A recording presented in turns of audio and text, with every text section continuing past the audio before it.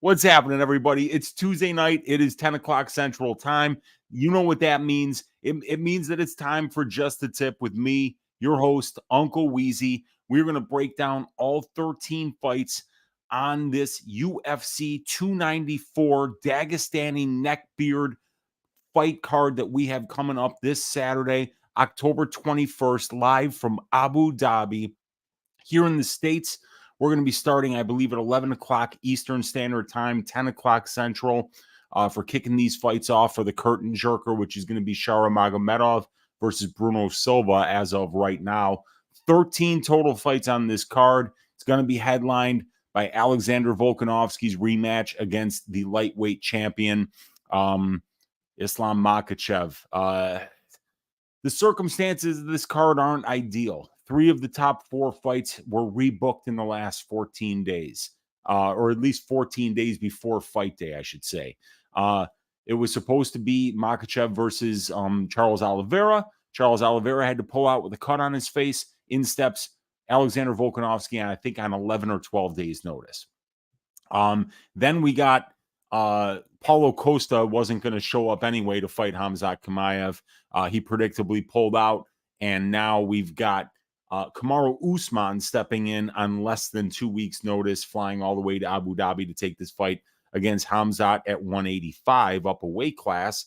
And then we also have Nasruddin Imavov had to pull out of his scheduled fight against Ikram Aliskerov, and we've got Warlley Alves stepping in on short notice to take the Aliskerov fight. So, yeah, it's not ideal. You know, these other 3 fights that were supposed to happen would have been much better fights. In terms of just, it's not that Volkanovski Makhachev isn't a better fight than Makhachev Oliveira. It's just that the circumstances of 2 of the best fighters in the entire UFC, 2 of the top 3 probably pound for pound fighters of all time fighting each other, but one of them is just coming off of elbow surgery less than 3 months ago, was just cleared to start training at the beginning of September, and now he's got to fight this guy Makhachev up a weight class on less than 2 weeks' notice in Abu Dhabi. So I just would have rather seen everybody getting these fights on full fight camps, but that's not the way it works. It's the fight game. These things don't always go according to plan. So here we are, UFC 294, Dagestani neckbeard. We're going to have a great time breaking down these fights today, finding the spots that will let us stack cashed tickets like flapjacks for this card. And we got to break a 1-week losing streak, which we came off of last week. Let's go over last week's results real quick here. The only money line bet that I had was Darren the Damage Elkins to beat TJ Brown, plus 180 bet, 1 unit, profited 1.8 units on that. My prop bets did not cash. I had a 2-unit bet on the over 2.5 rounds in the Pereira versus Petrosky fight. The data absolutely loved that spot. I got it at plus 150. A 40% implied probability, and over 83% of their combined UFC fights went over 2.5 rounds. But what I wasn't taking into account when I made that bet was that Petrosky was either just showing up for a paycheck or willing to literally throw a fight, because really just one of the most miserable performances I've ever seen. He didn't land a punch. He got knocked out on the very first punch that landed by a guy who hasn't knocked anybody out since he fought Danny Roberts back in like 2018. So just a bizarre performance. Petrosky didn't need to take that fight. He was all the way in Thailand. He decided to do it anyway. He predictably fucked up his weight cut because he had to come all the way from Thailand to the States in order to make this fight, cut 20 some odd pounds the day of the weigh-ins. So obviously he was totally compromised, looked like trash out there. And that's the reason that bet didn't cash. I wish I'd have liked to seen that fight with Petrosky being on a full fight camp. It would have been somewhat interesting, but he had no business being in there. I had the Christian Rodriguez scorecards equals no action for 1.15 units against Cameron Simon. That fight went to the scorecards, so there was no action. Got my money back on that one. And then I had the fight not to start round 3 for Irina Alexeyeva versus Melissa Dixon. That fight could have finished in the first. It could have finished in the second. Great read, great bet, horrible result. Oh, well. down 1.2 units. We snapped a 4-week winning streak. The greasy 4-leg parlay only cashed one of the 4 legs this week. So that one went up in flames after us hitting 17 of our last 20 legs in the last 5 weeks and cashing 2 of those 5 parlays. We came up a little bit flat this week on that. The Uncle Weezy's ass shaving of the week is just on an absolute roll right now. Tanara Lisboa got the job done against Ravenna Oliveira, made it look fairly easy. Pretty dominant win there. So it was a good week of reads, not a great week of results, but we're back. We're ready for a much better card, much higher level fighters in the big cage. UFC 294, Dagestani neckbeard, taking place live from Abu Dhabi in the United Arab Emirates. Are you guys ready? Are you guys ready? Because I am. Let's see what's going on with you guys in the chat here. We have got my guy Eli Kiwi Brew in the room saying, sure all, what is happening? Eli, good to see you in here. Michael Martinez saying you're going to wait 4 hours, bro. Yeah, you sent that 4 hours ago. I was going to wait 4 hours because the show is always at 10 o'clock Central Time. Thank you for hanging out, Michael. We got my guy Mushroom MMA in the room saying, oi, yes, 4 more sleeps until UFC Dagestani neckbeard. TH in the room saying, oi, I can't wait for this card, Weezy. Neither can I. It's a really good one. And my guy Mushroom is saying, Jinh, you fraud. Fight week. It is indeed that. That will be the second fight that we talk about here tonight on Just the Tip. We got Victor De Jesus in the room saying, oi, yes, what's up, Weezy in chat? What is up, Vic? Always good to see you in here, my brother. Let me raise one high to you, Mushroom, Michael, Eli. I got a lovely beer here called the Double Grid from Hop Butcher here. It is a Citra and Mosaic hopped double India pale ale with tasting notes of fresh citrus, light resin, and exotic tropical fruits. Really enjoying this beverage, because the hard work is done now. The 25 odd pages and notes that I have for these 13 fights are done. The bets are in for the most part, waiting for the props to open up at a couple other sites. So the tape has been watched. Now the hard part's over. Now we just get to sit back and talk some fights here, Vic. We got Mushroom saying what's up to Vic. We got my guy Brady DFS by the numbers in the room saying he is in the mood for some flapjacks, as am I. I know Brady was up a little bit last week. I was down a little bit last week.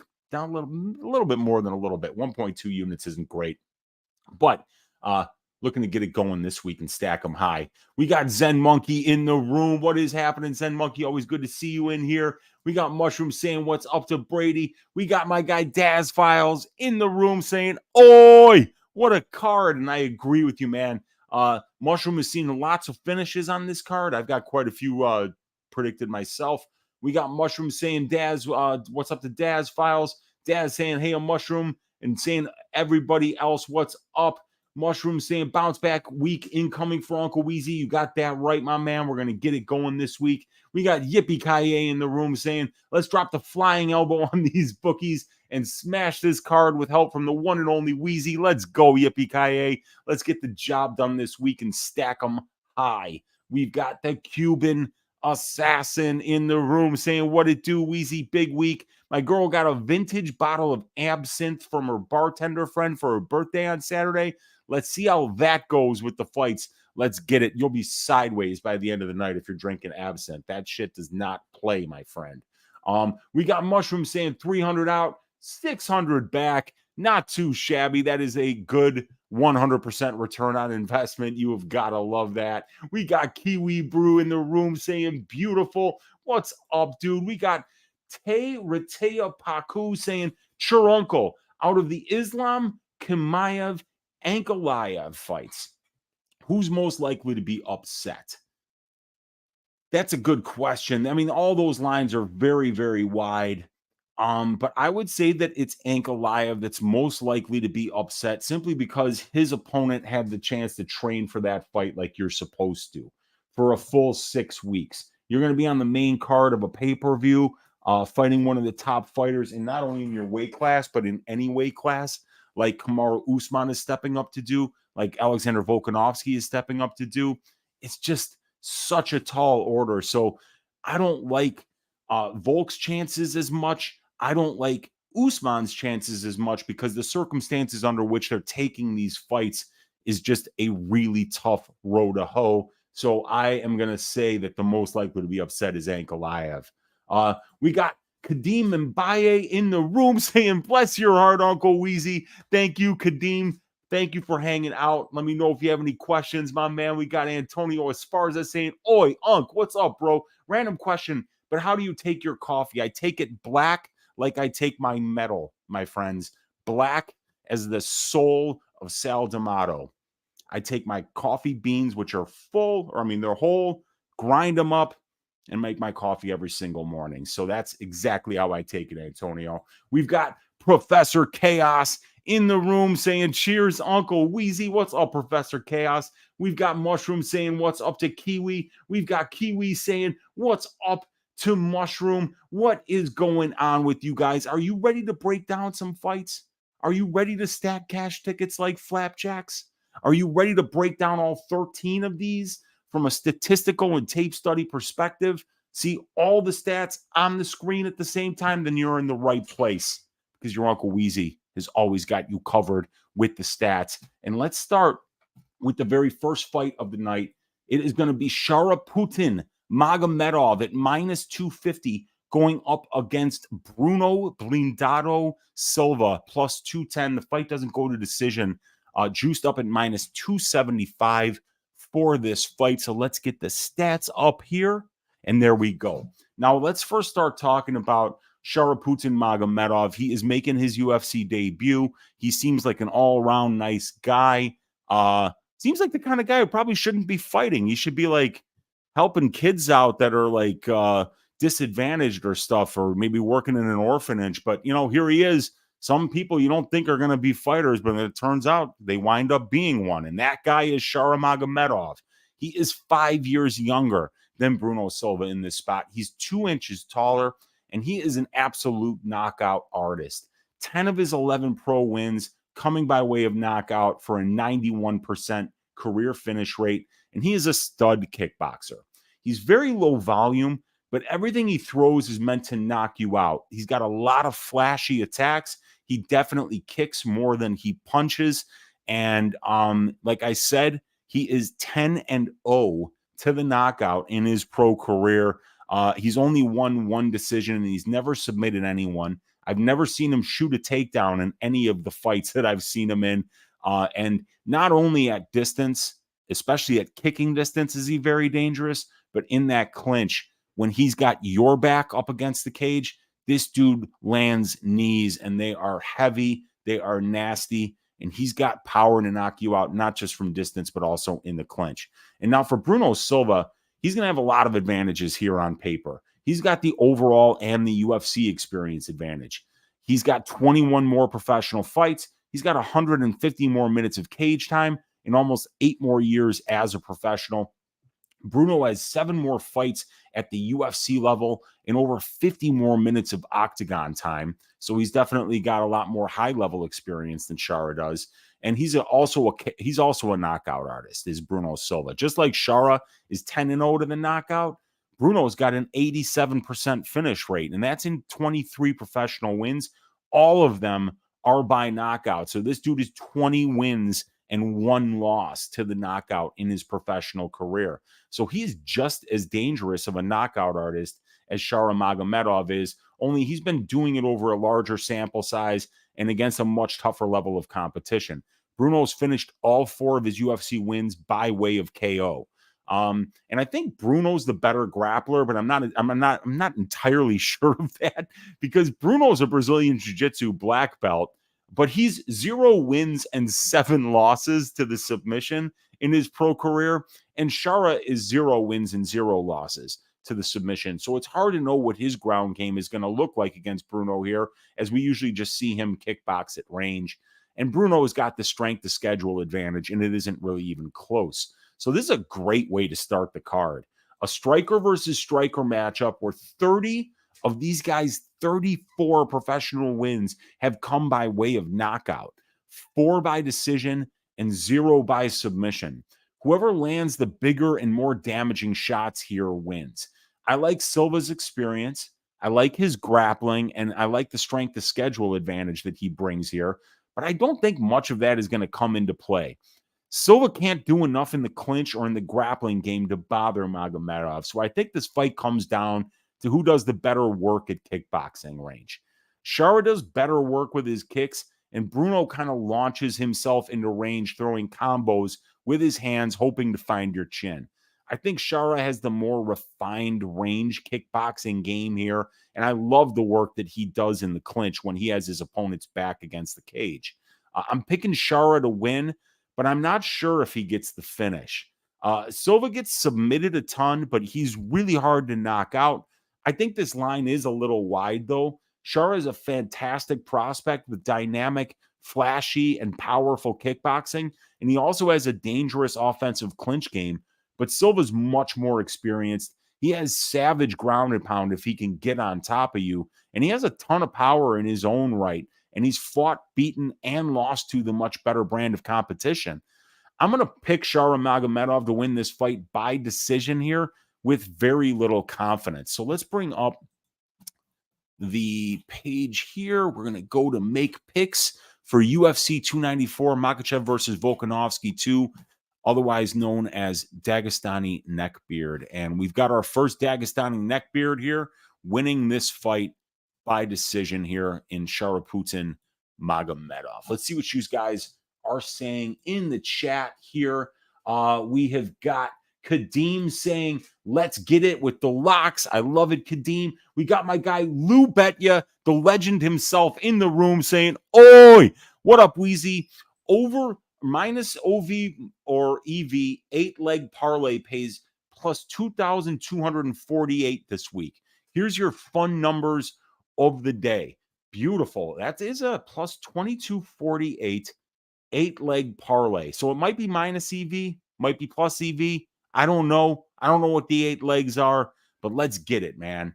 Let's see. We've got Mushroom saying, what's up? We got Pickle Kush saying, dude looks like a villain in a Van Damme movie. Yeah, he does. He's got a dead eye. His right eye is dead, so we can't see out of that one. He's only got one eye. And I love that. He's got the old Muay Thai, the rope there around the head, and like in the movie Kickboxer with Jean-Claude Van Damme there. Tong Po had those like rope things there, and they dipped them in the glass. They don't let you do that anymore. They used to call that the Stinga, but they don't let you do that anymore. So now you just got to fight with those 4-ounce gloves, not rope that's been dipped in glass. But either way, I think Sharaputin Magomedov might have been in a couple of those matches where he was fighting with glass gloves, because that eye doesn't look great at all. But even with one eye, he's whooping everybody's ass. So it's going to be interesting to see what this dude does at the UFC level. We got Remdog in the room saying, what's up, Uncle Weezy? Oi! And we've got Silky B saying, what a card. Looking for a few good dogs. There's not a lot of great ones on this card, but I'll let you know what I'm thinking here, man. Daz File saying over 1.5 is minus 120. What do you think? I think that Bruno Silva is very durable, and I don't see Sharaputin Magomedov get hit a lot. So I think it actually does go over 1.5. And I also think that it does go to decision. I'm picking Sharaputin Magomedov to win this fight by decision. Bruno Silva is not getting knocked out by Pereira, but he did take a lot of damage in that fight, and he hasn't looked that great since that fight. So, anything can happen here, but my lean is that it goes over 1.5 and it potentially even goes to decision. And we got Victor saying, what's up to Mushroom? We've got Pickle Kush saying, that's exactly what I was thinking of. Yeah, for sure, man. Tong Po, killing it, Weezy. Yes, sir. Tong Po, dude, the muscles from Brussels, Jean-Claude Van Damme's, the Kickboxer and Bloodsport, two of my favorite movies from my youth. And I just remember Tong Po with the glass in there. And that's exactly what Sharaputin is dressed up in there. So he looks like he's about to fight, somewhere in Thailand against Jean-Claude Van Damme after insulting his woman, or kidnapping his woman. I think he even kidnapped his woman in that one. So yeah, definitely an interesting way to start off the card, but not every fight can be that interesting, ladies and gentlemen. Here is the proof It's Victoria Dudakova going up against Jinh Frey. Let's get these stats up on the screen. Dudakova is a massive favorite here. Minus 500 on the money line. That's 83.33% implied. Going up against Frey, who's a plus 375 underdog. Fight doesn't go to decision here. About 39% implied at plus 160. So let's first start talking about Victoria Dudakova. We haven't seen much from her yet in the UFC. But first of all, she's almost 14 years younger than Jinh Frey. And Victoria is also going to be bigger here as she's 2 inches taller and she's got a 2-inch reach advantage. And Victoria is the more opportunistic finisher. She's got a career 86% finish rate in 7 pro wins compared to Frey's at 27%. And Dudakova fucked up her knee in the second round of the Dana White Contender Series fight, but she fought through the injury and won the third round with her wrestling top control and ground and pound. This lady's tough as nails, and she's been a high-level athlete since the age of 8, between swimming and then she wound up transferring to MMA when she was older. I love the heart, the conditioning, and the durability that Victoria Dudakova brings.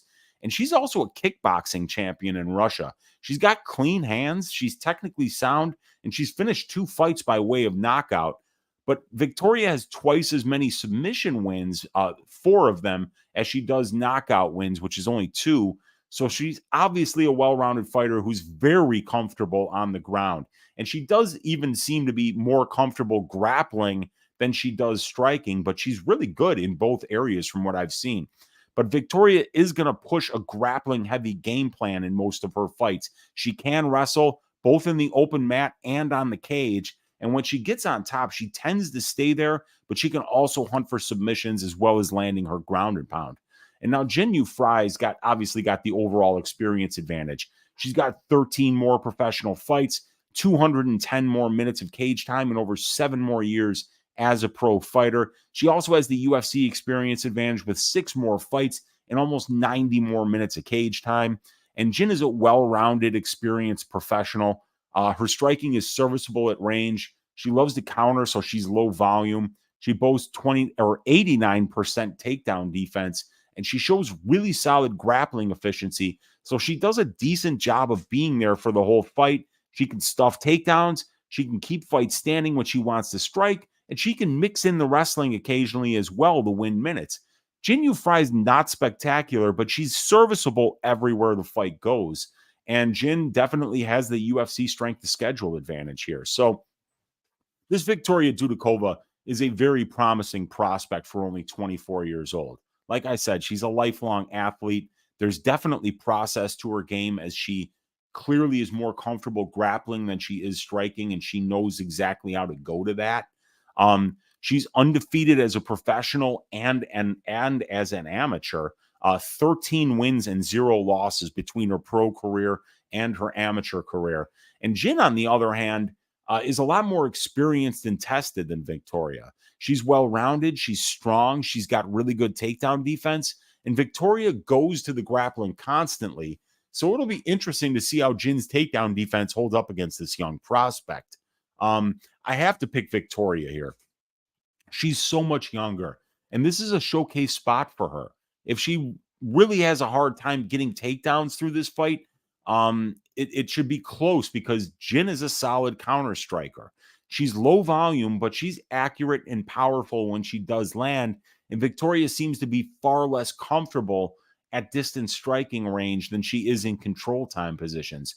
I'll go with Victoria to win this fight by decision, by getting takedowns, top control time, landing ground and pound, and just in general being busier than Jinh Frey, who tends to be very low volume here. We can see right here in the numbers, there's a lot of red here on the offensive side of the distance striking stats, but 9.37 distance strike attempts per minute is 3.76 less than the divisional average, and 3.71 distance strikes landed is 1.29 less than the divisional average. So Jinh Frey definitely is not the best minute winner at range because she does weight, because she does like to counter, because she's low volume. So I see Victoria kind of doing more wherever the fight goes. But Jinh Frey is a pretty tough woman. She's only been finished twice in her 5 UFC losses. So she's definitely going to decision in her losses more than she's being finished. And one of the finishes was as a result of a real cheeky armbar from Kay Hansen. So we'll see, though. Dudakova does have a really good submission game, 4 wins by submission. So I think if she does get it done, it's going to be by sub, but I'm picking her to win this one by decision. So let's go here. We got Victoria Dudakova by decision here over Jinh Frey. Let's see. We've got Kiwi saying, looks like he put the salt in his own eyes. Yeah. I don't know what happened to his eye. I mean, obviously, you don't want to laugh. I mean, nobody would ever want to lose an eye. But yeah, Shara is only out there with one eye, and it's pretty incredible because, I mean, he seems to see everything at distance striking range. So the guy is very, very tough. And I don't think he seems to be bothered that much by the fact that he's only got one eye. He's whooping ass out there. And Daz Files is waiting to see what Dudakova KO is at. Let's see where it's at on Bet Online right now. No, you can't probably get access to this, but Victoria Dudakova plus 250 by knockout. I mean, she's minus 500 on the money line. So even the props are going to be juiced, you know. But that is her second most likely outcome there, according to Bet Online. The third most likely is submission. But yeah, Victoria by points is what I'm going with. Yeah, and dude only needs one eye. He's only needed one thus far, that's for sure. And Brandon Ortega saying, this blonde versus brunette. Brunette always win. Really? That's one stat that's not in your Uncle Weezy's database. So if Jinh Frey pulls out the win on Saturday, remember, you heard it here first on Just a Tip from our guy Brandon Ortega that blonde versus brunette is very plus EV for the brunette. And we got Mushroom MMA saying he's got Wood, and he's also taking Nathaniel to win that fight. He's got both. He's excited, very excited for these fights, ladies and gentlemen, my guy Mushroom. All right, let's go on to this next fight as we have got Nathaniel Wood going up against Mohammad Naimov here. Wood, the minus 330 favorite. Naimov plus 270, and the fight doesn't go to decision here. A 50% implied probability at plus 100. So let's bring these stats up here, and we're going to first start talking about Nathaniel, the prospect Wood here, and he's got a lot of advantages on paper. Let me get a sip of this first here, though.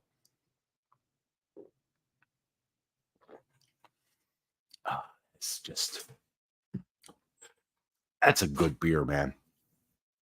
It's a real good beer.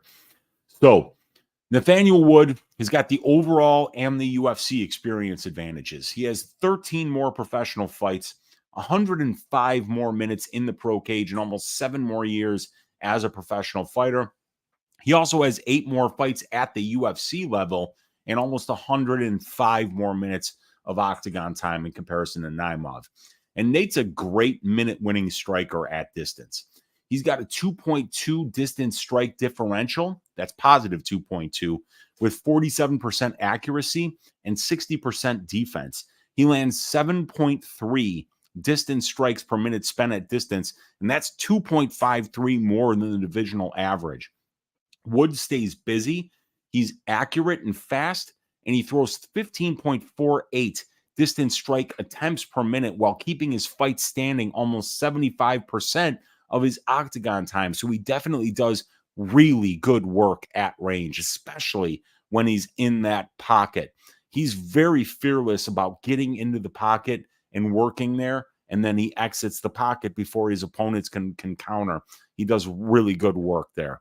And also, he's got really good grappling efficiency, does Nathaniel Wood. He outcontrols his opponents at a 2-to-1 ratio, 17.27% to 8.47%. He shows 76% takedown defense and 54% takedown accuracy, both way above average for the division. So wherever the fight goes, Nate can win minutes. And he also has 5 career submission wins, and he's 3 wins and 0 losses to the submission in his UFC career. So Nate has also shown the ability to win moments on the ground as well as minutes there. And Nate has definitely fought and beaten the better brand of competition in the UFC because he has 8 more fights at the UFC level. Now, Mohammad Naimov is 1 year younger than Nate. Mohammad is the bigger dude. He's 3 inches taller, and he has a 1-inch reach advantage over Nate. And Mohammad is more durable.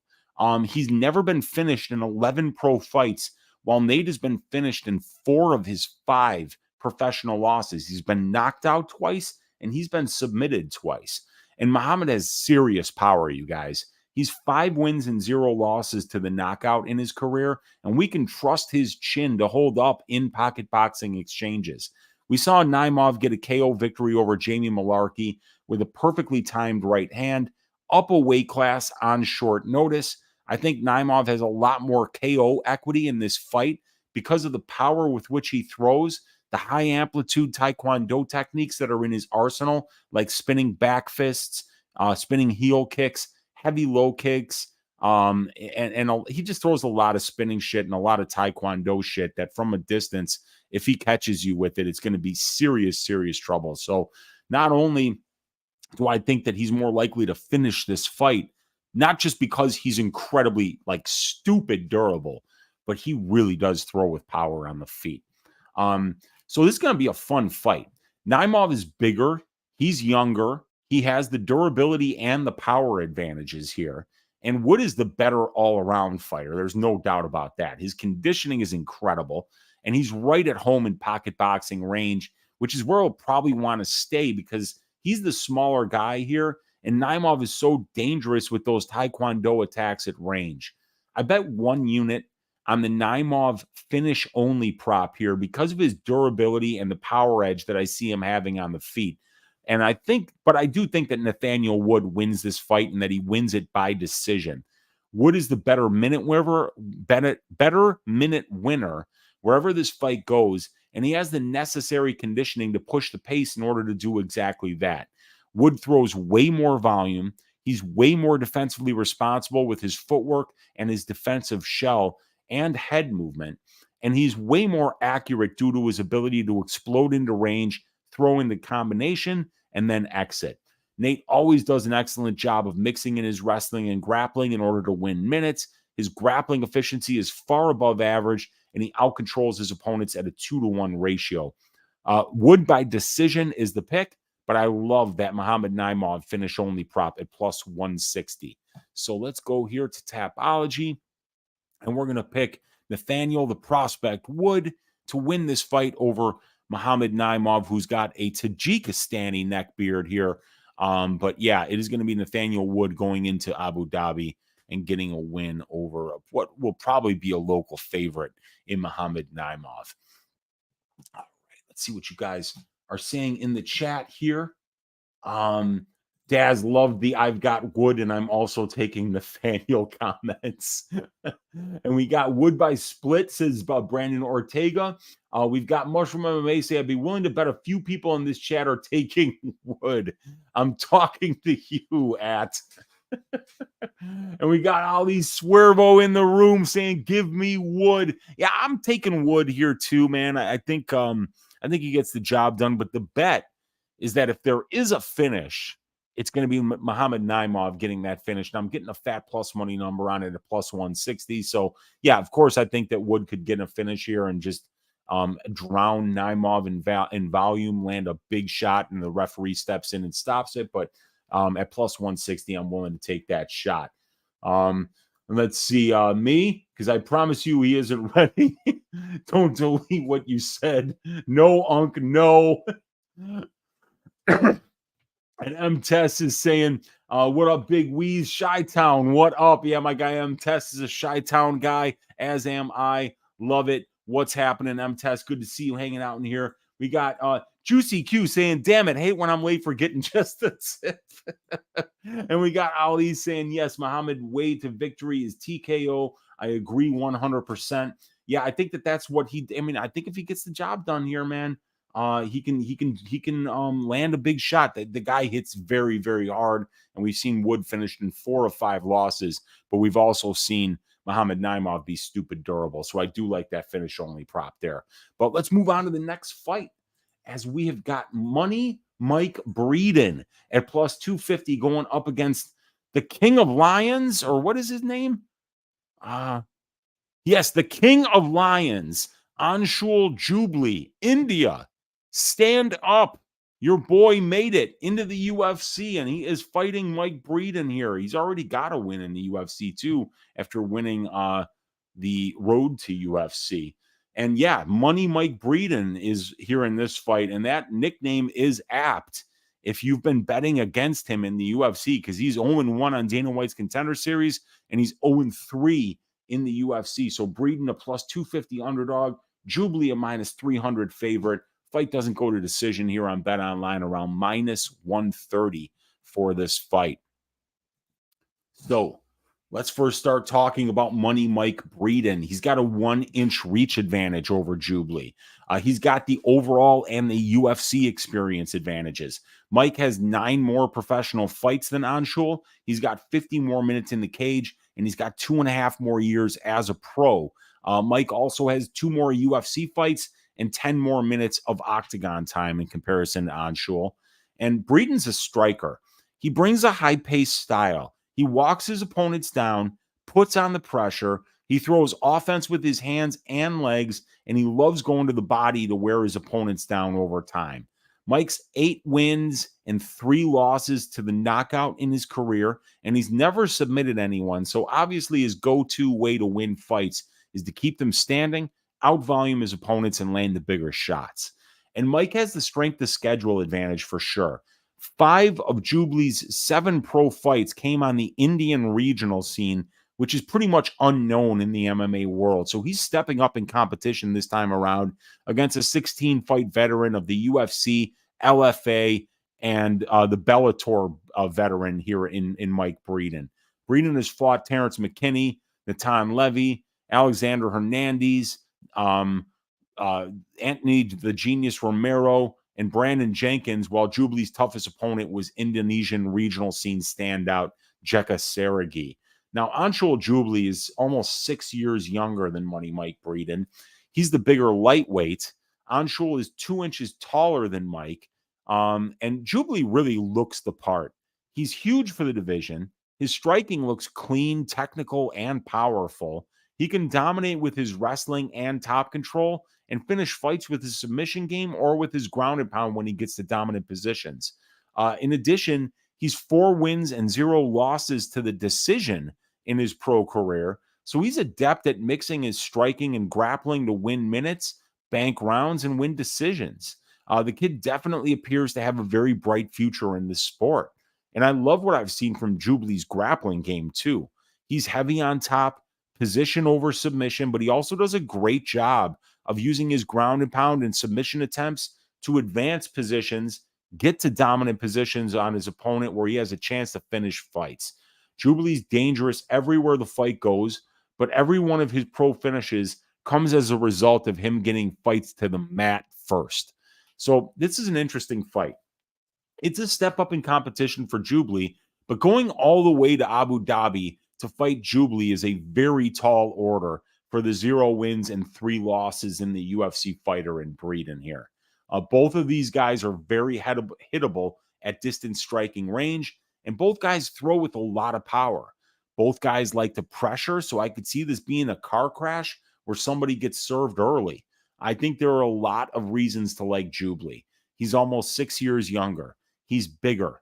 His striking looks more technical, and he's probably the more likely guy to win minutes with his wrestling and grappling. That being said, Breeden isn't an easy out.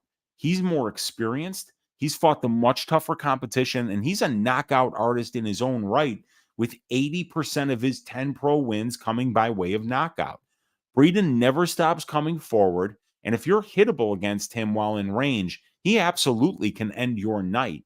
I might take a small poke on Breeden by KO here, because I think Jubli's just a little overrated right now, and I feel that he has a lot to prove still this early in his career, but I can't bring myself to bet on Breeden's money line, even at a fat plus money number, because going all the way to the United Arab Emirates to fight a guy who's probably a lot more locally liked there than Breeden will be is going to be really hard to do, especially when you're essentially being brought in to lose.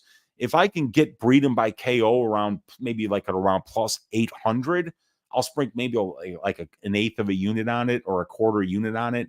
But I'm definitely picking Jubli to win this fight, and I'm going to pick him to win it by decision in this spot. I just think we've got a lot more to learn about Jubli. Wins over Jekka Seregi, Kyung Po Kim, Mohammad Mohammadouian, Srikant Sekhar, and Rajith Chandran. Those aren't names at all. I mean, Breeden's in there with guys like McKinney and Natan Levy and Alexander Hernandez. Go back and watch that Natan Levy fight. I mean, he's absolutely putting a pace on Natan there in the third round, walking him down. If Jubli's not in prime condition and he doesn't get Breeden out of there and he's unable to get takedowns late in the fight, I'm telling you, your asshole is going to be clenched if you're holding a Jubli moneyline ticket, because this guy Breeden never stops with the pressure. He throws a lot of volume and he does hit pretty hard.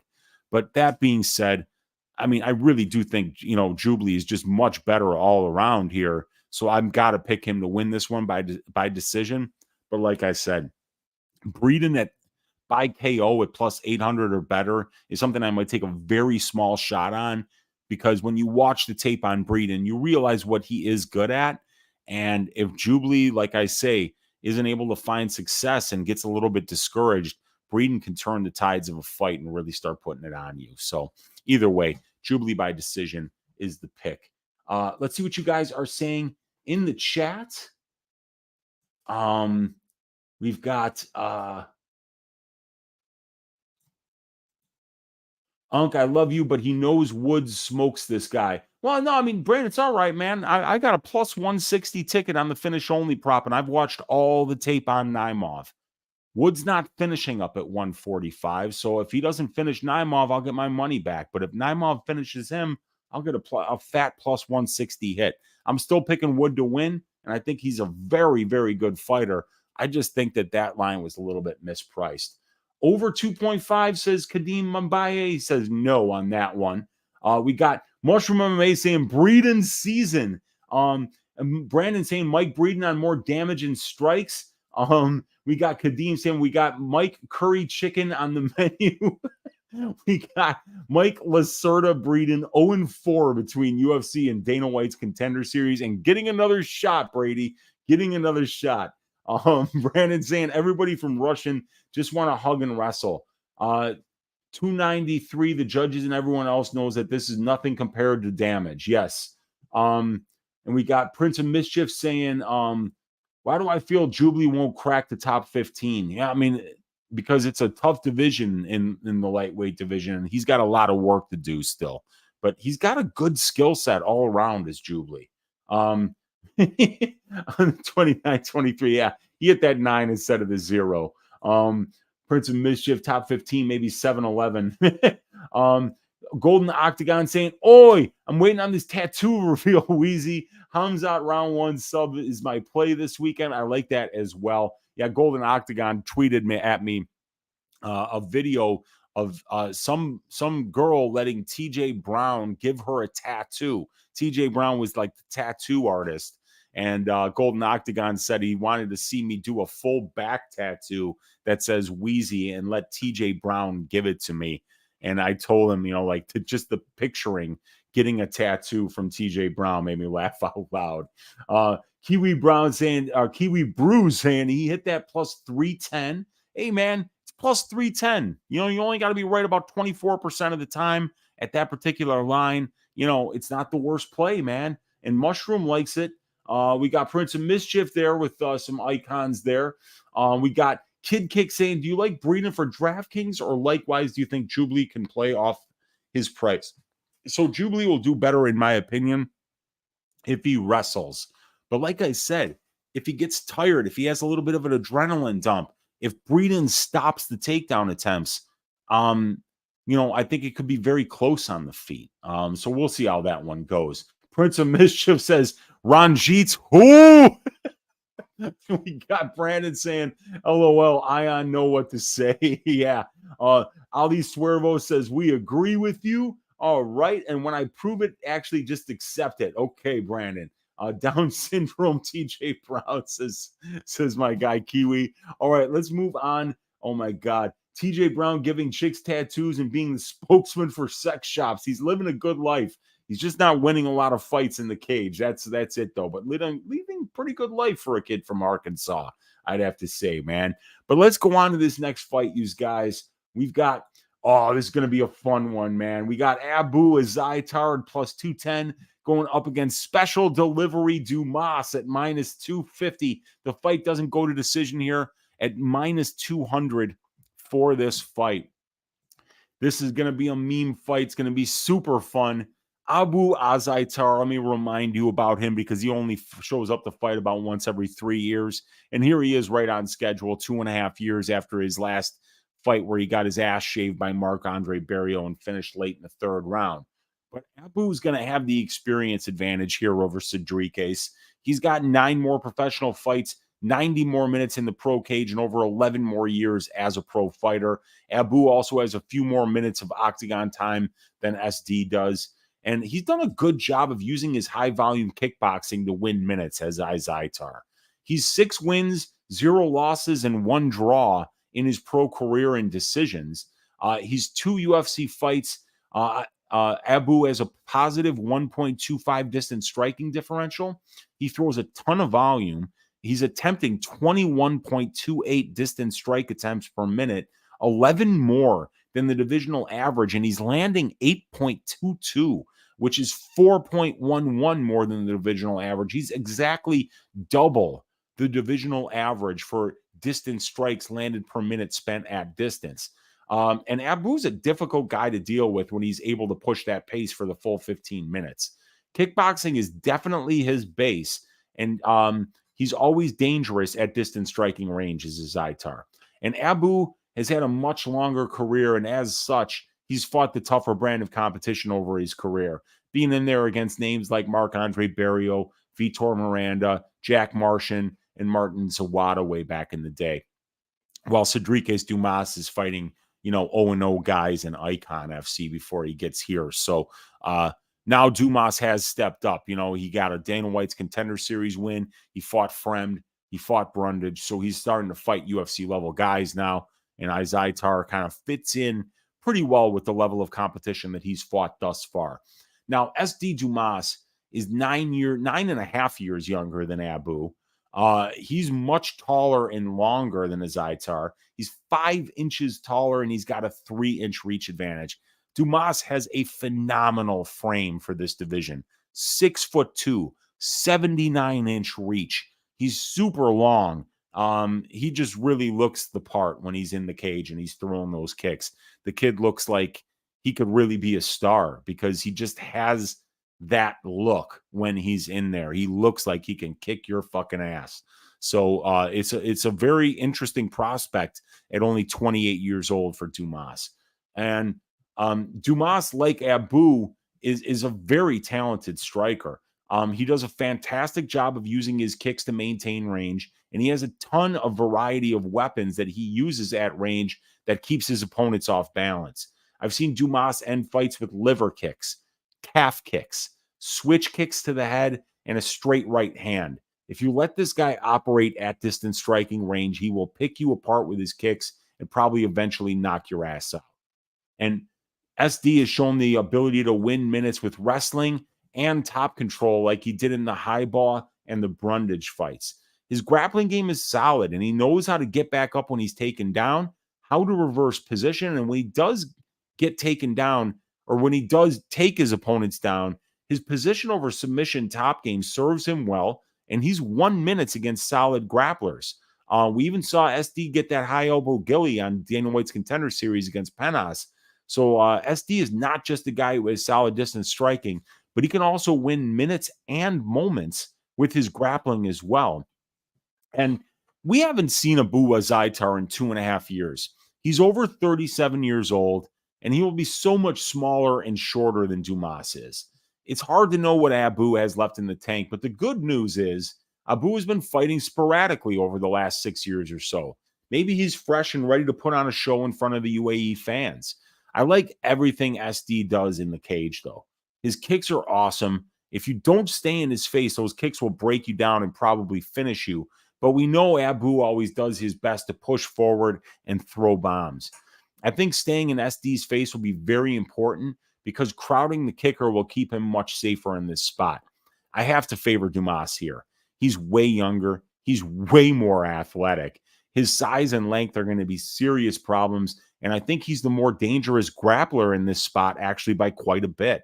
What worries me about Dumas is him fighting out of the country for the first time, halfway around the world, in front of a very pro Azaitar crowd. I could see the travel and the unfamiliar surroundings being a serious problem for Dumas against Abu here. And we've also seen the stunt he pulled in the Friend fight. That being said, if Dumas does have a solid performance, I think he beats Abu pretty handily here. No way I'm laying that juice on SD, though, because we've seen so many American fighters have flat performances in Abu Dhabi.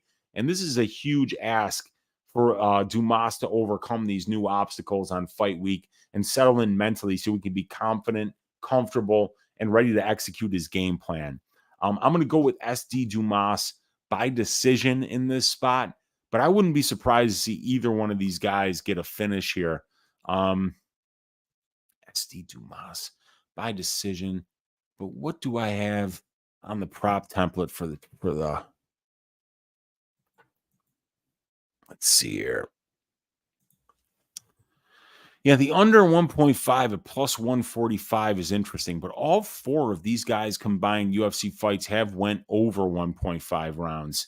But these guys both hit really hard. So even though the prop template hates it, I kind of tend to think that there could be a finish early in this fight. And if it does happen, it happens in the first 7.5 minutes, not in the second 7.5 minutes. So even though the prop template loves the over here, I kind of tend to think stylistically the under 1.5 is the bet. But either way, I don't have any bets on this fight yet.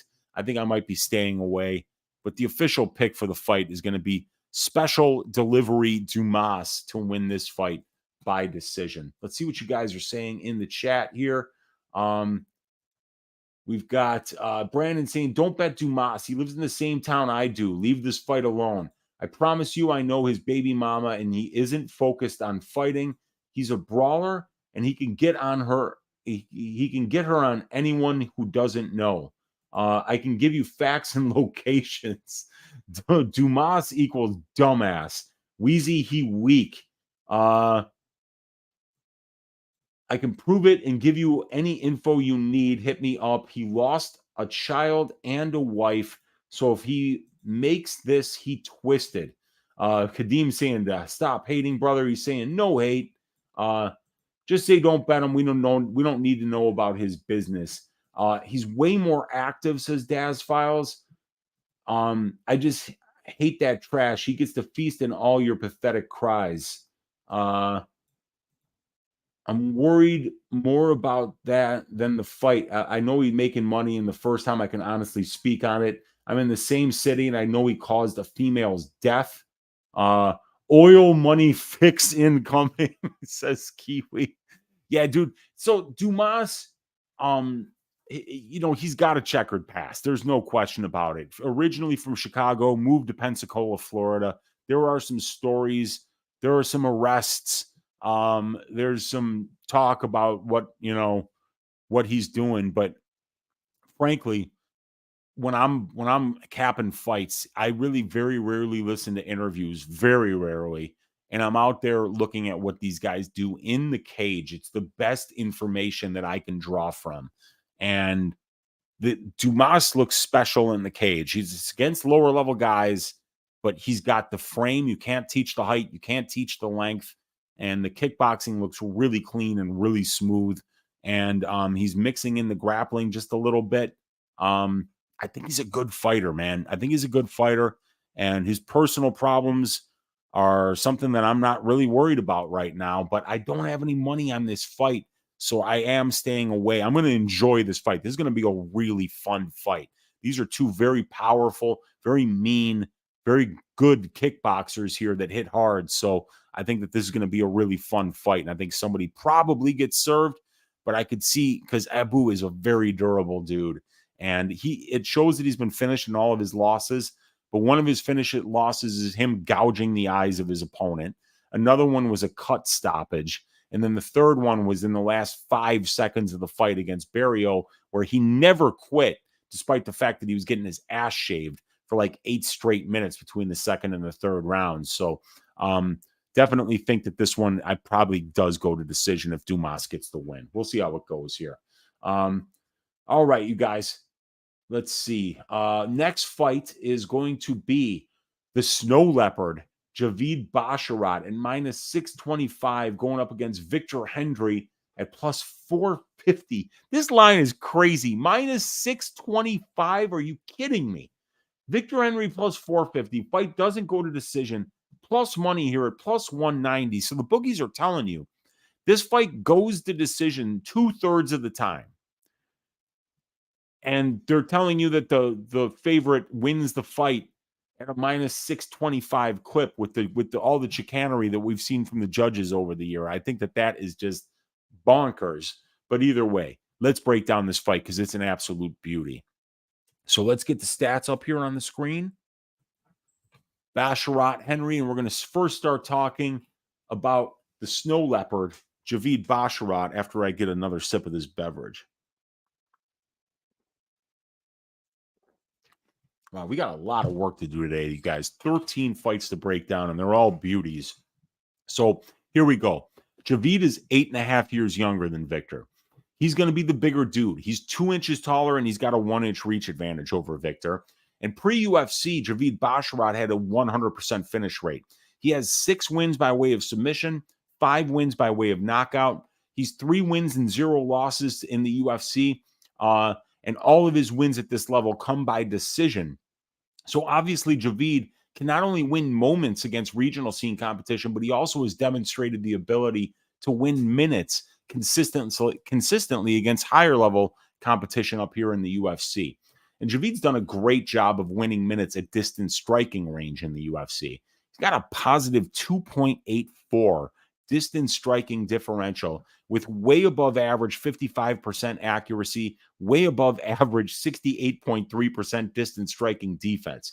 He's accurate, he's defensively responsible, and he has the ability to use his wrestling in reverse to keep fights standing should he feel he has an advantage there. Javid's grappling efficiency has been excellent at the UFC level.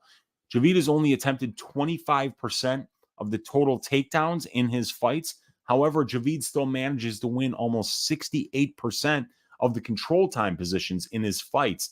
Javid's efficiency in not only getting, but stopping takedowns is awesome. Way above average 55.5% takedown accuracy and phenomenal 85% takedown defense are the reasons why Javid can win minutes in the grappling realm as well as the striking realm. And this kid is still only 28 years old, and he has just he's just got 14 pro fights, but this kid's fight IQ is that of a much more experienced fighter. He really does know when to use what weapons, and it shows in the diverse way he wins fights. 6 wins by submission, 5 wins by knockout, 3 wins by decision. This guy's well-rounded. He's got the IQ to know when to use what weapons, and he's really showing a lot of process to his game at a very young age, and he's still undefeated as a professional. So what a prospect Javid Basharat is. But he's going up against Victor Henry, you guys. And Victor's got the overall experience advantage here over Javid. He's got 15 more professional fights. He's got almost 4 more hours of time in the professional cage and almost 6 more years as a pro fighter as Victor Henry. Victor has been so durable in his professional career. He's never been finished in 29 professional fights and 6 pro losses. His chin is ironclad. He knows how to roll with punches so he doesn't get hurt a lot on the feet, and there's absolutely no quit in this guy. And his conditioning and ability to be able to push an extremely high volume pace are his greatest weapons as a fighter. He trusts his durability, he stays in your face, and he throws a ton of volume. This dude refuses to fuck off. So if you have a hard time dealing with pressure and pace as a fighter, Victor Henry is going to be a nightmare opponent for you. And Victor's output at distance striking range is also excellent. He throws 18.53 distance strike attempts per minute compared to 11.67 for Javid Basharat. Vic lands 9.32 distance strikes per minute while absorbing 6.46, boasting just as good of a distance striking differential as Basharat. Javid is the more accurate and technical striker by far, but Victor's pressure and pace and volume can break the technical striker's will if they can't earn Victor's respect with big shots or can't evade him with lateral movement and counterpunching. And Victor has fought the better level of competition, both in the UFC and outside of it in comparison to Javid Basharat here. So this is definitely a candidate for fight of the night. I love the pace. I love the pressure. I love the durability. I love the volume and the categorical refusal to fuck off that Victor Hendry brings to this octagon. He's more experienced. He's got the volume and the durability advantages, and he always brings the confidence and the conditioning necessary to push the necessary pace to make his opponents really hate fighting him. Now, Javid is a phenomenal prospect. He's still only 28 years old. He's 14-0. He's as well-rounded as they come, and he's demonstrated the ability to finish fights outside of the UFC. But inside the UFC, Javid has shown remarkable poise, fight IQ, conditioning, and minute-winning capabilities wherever the fight goes. When you look at the advanced stats for Basharat, it's incredible how much green there is on the screen in every possible category. Javid isn't really putting stamps on his fights yet at the UFC level, but he's showing the ability to nullify his opponent's game plan, have an answer for everything they do while showing the ability to get offense wherever the fight goes. I think this is going to be a close fight. Javid does his best striking at range, and his counter grappling is excellent, but Victor Hendry probably won't clinch up much or shoot for many takedowns. But what he will do is move forward into the pocket and trust his chin, trust his durability and ability to be able to roll with punches while he peppers his opponent with volume. Touch, touch, touch, bang. Victor does pack some power, and once you get used to him just touching you is when he plants his feet and throws and tries to hurt you. If Victor pressures, gets inside of Javid's kicking range, and stays in the pocket while backing Javid up, I think he can win this fight or at least make it very close. I bet one unit on the plus 3.5 points handicap for Victor Hendry at plus 195 on Bet Online Sportsbook yesterday. And I'm going to go ahead and pick the massive upset here. And I'm going to go with Victor Hendry to shock the world and win this fight by decision. Victor Hendry, boy, he's fucked up some people's plans and some people's parlays before. Y'all must have forgot, because I think he's planning to do it again in Abu Dhabi here. And I think that this is going to be a very interesting stylistic matchup for Javid Basharat. And I think that Victor Henry's style is something that makes technical strikers look a lot less technical, because he just stays in your face and refuses to fuck off. So I'm calling it. I'm going with the massive upset here, and I'm picking Victor Hendry to win this fight by decision. Wow, there are a lot of comments in here, and let's see here. Yeah, that's Pensacola, Florida, my man. Let's see here.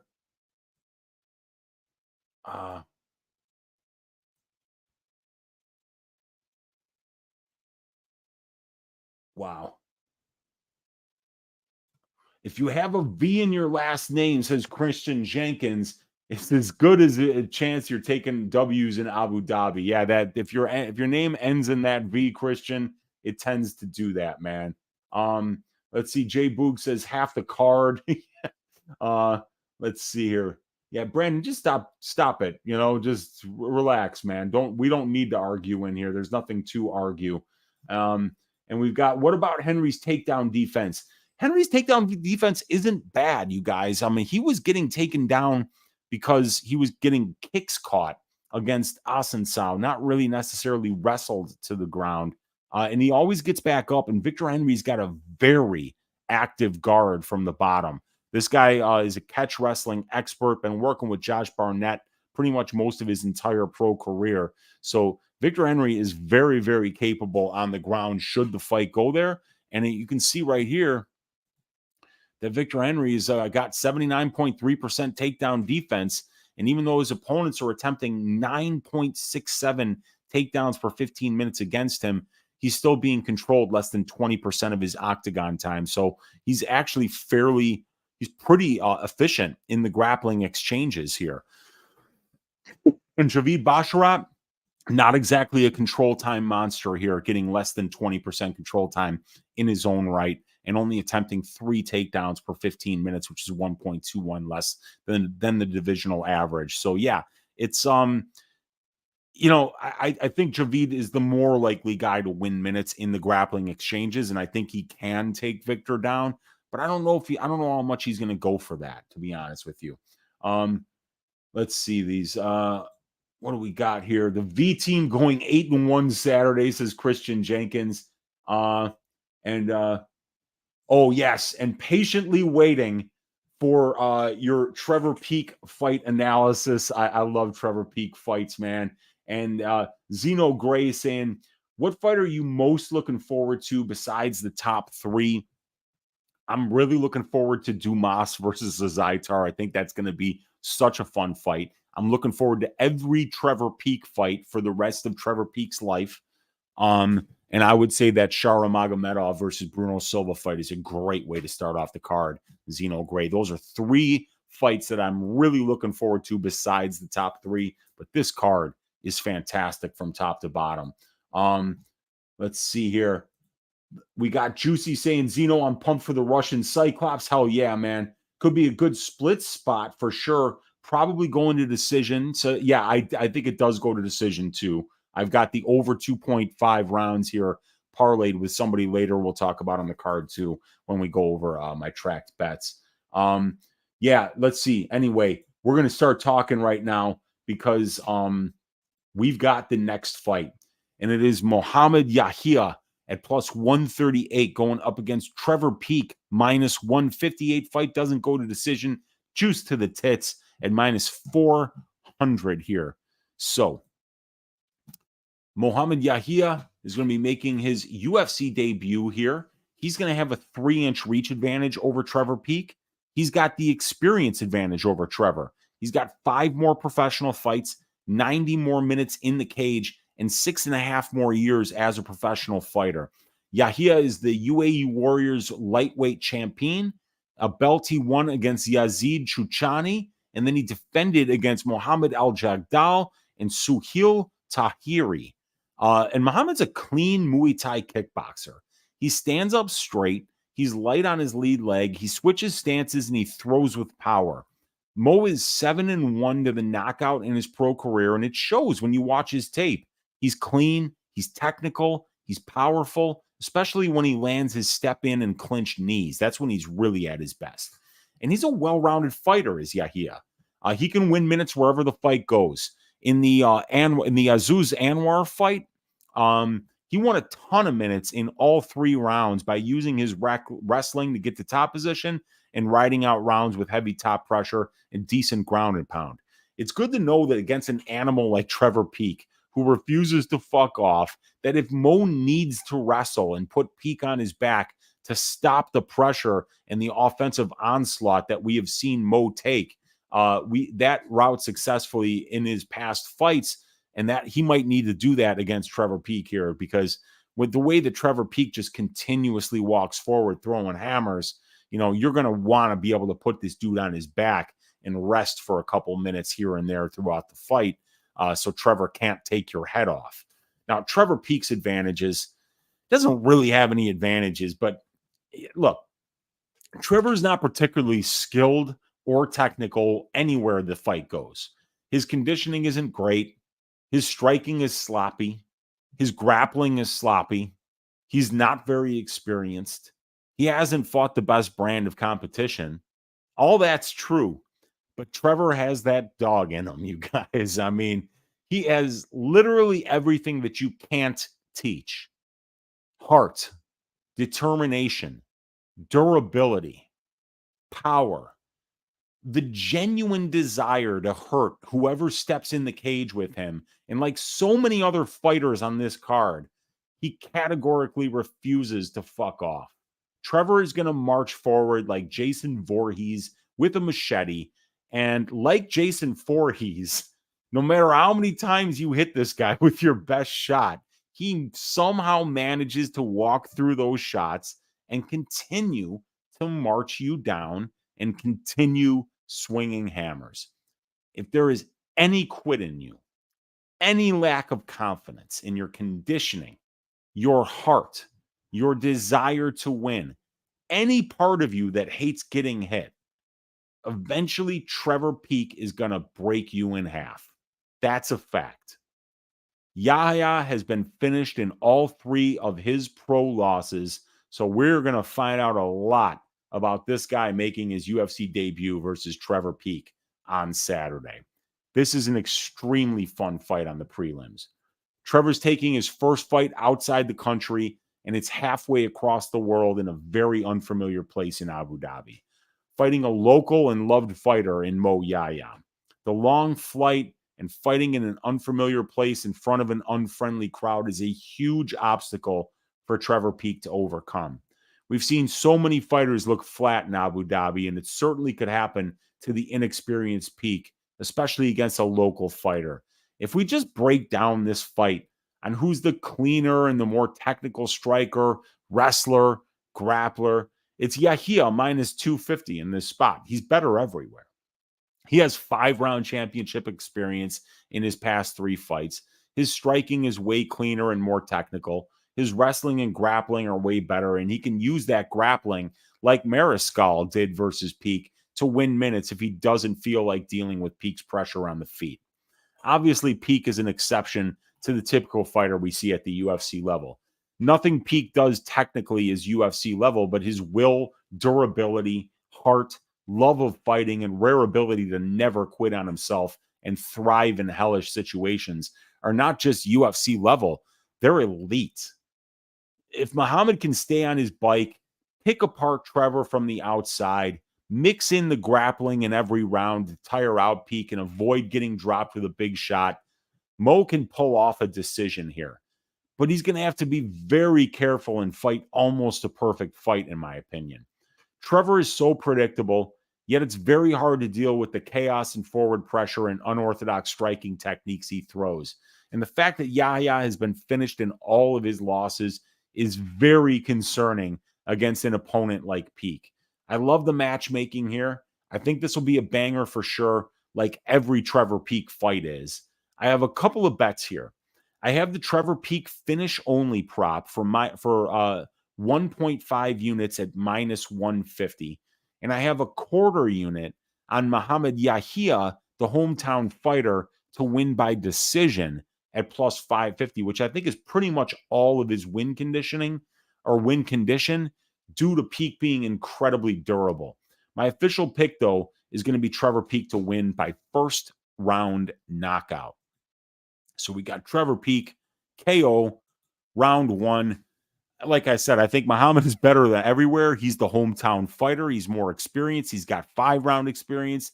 I think he's fought probably just as good a competition as Peek has.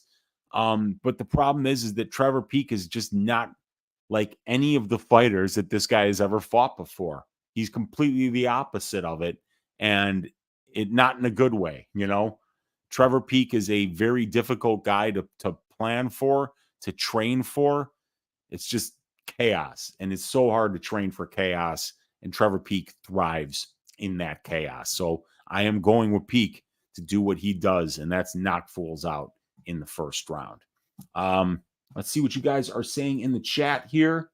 Over under on amount of pepper used for mushrooms UFC Saturday eggs, settling the line at 3 teaspoons. It'll probably be at least that much. I'm going to go with 5 teaspoons, so I will take the over, Juicy Q. 12 of the 13 fights are full of titty juice. Yes, I agree, man. These things are juiced to the tits. Every single fight has got at least one line that is completely juiced to the tits. It's like the obvious outcome for every fight, but that's what we're up against these days. These markets are getting a lot sharper, And sometimes we got to be a little bit contrarian to get value. Violence under 1.5 is minus 125. Yeah, I do like violence, but I kind of feel like it's only Peak who has the finishing equity because Peak's so durable and he never quits. So maybe just Peak round one, maybe one of those like Peak wins in under 7.5 minutes to get a plus money number. I think that's probably the way I would do it. But I do think the under 1.5 is a very good chance of hitting. And I think for a Trevor Peak fight, it's really underpriced. Peak is like Chris Lieben meets Mike Perry without the technique. Yeah, man, I couldn't agree more. That's a great way to put it, JJ. Remdog saying, don't see a Yahya finish of Peak early. So if you're going to play that under 1.5, yeah, I agree. That's exactly what I think, Remdog. Just take Peak round one or inside the distance at better plus money. Appalachia Chad for the win. Peak TKO, brother. Kadeem loves Appalachian Chad for the win. We got Jenna Marie in the room saying, oi, Weezy, what's up, Jenna? Good to see you hanging out in here. Jenna's saying, what's up to Mushroom? Mushroom saying, what's up to Jenna? John Roshmel saying, Weezy, how dare you let me bet on TJ Brown again? Dude, John, you know that I didn't let you bet on him. I bet on Darren Elkins. I told everybody, please don't lay juice on TJ Brown. You were going to be so disappointed. I've done it before. It's one of those moments that kind of has you, it has you kind of questioning your manhood and whether you've made the right choices, not just in betting, but in life as a whole. It kind of makes you take a look at the macro. And oftentimes that could be a painful look for some people. So don't lay juice on TJ Brown ever again. Please. Oi, says EQ. What's up, man? And the Elkins live bet says Prince of Mischief. Dude, I said on Mushroom's show that I was going to bet enough on Darren Elkins round 3 sub to win 10 units. And then I waited for all the props to drop. And by the time they did, I forgot to make the bet. Oh, God. It hurts. So, we've all got regrets in life, ladies and gentlemen. It's what we do. It's what we do about them. And it's how we bounce back from our failures and losses in life. And I'm planning to bounce back this week and get back on a winning streak here, you guys. But in order to do that, we got to put in the work. So let's look at the next fight of the night, which is going to be Tim Elliott at plus 330 going up against Muhammad Mokaev, minus 430. Fight doesn't go to decision at plus 120 for this fight. So let's first start talking about the very awkward Tim Elliott. Tim is the southpaw in this southpaw versus orthodox matchup. Tim has a massive experience advantage over Mokaev. He has 21 more professional fights, a little over 4 more hours of cage time, and 11 more years as a pro fighter. Tim Elliott made his professional debut when Muhammad Mokaev was 8 years old, ladies and gentlemen. Tim has a very unique style that's very difficult to prepare for, and it works well for Tim. He's got a positive 0.04 distance striking differential over a massive sample size. He gets 3.94 takedowns for 15 minutes, and he gets his takedown attempts at a 49% clip. He's fought the who's who of the division. He's won 4 of his last 5 fights.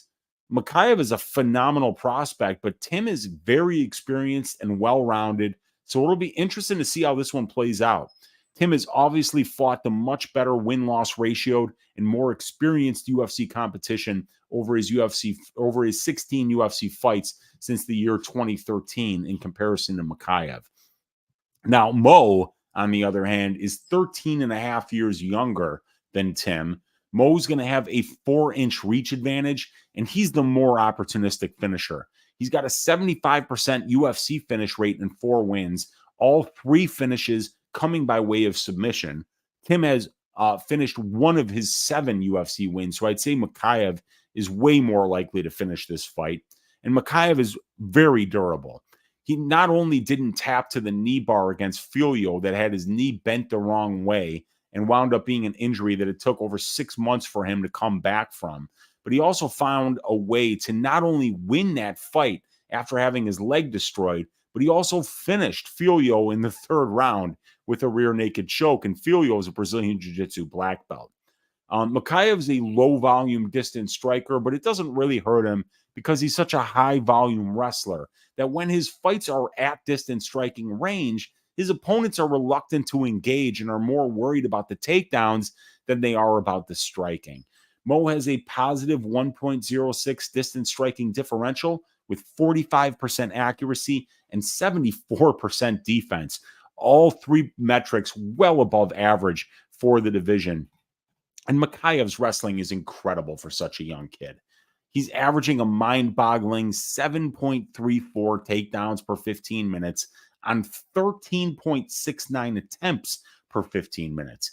He gets his takedowns at almost 54%, and he's got 0% takedown defense on 2 attempts against.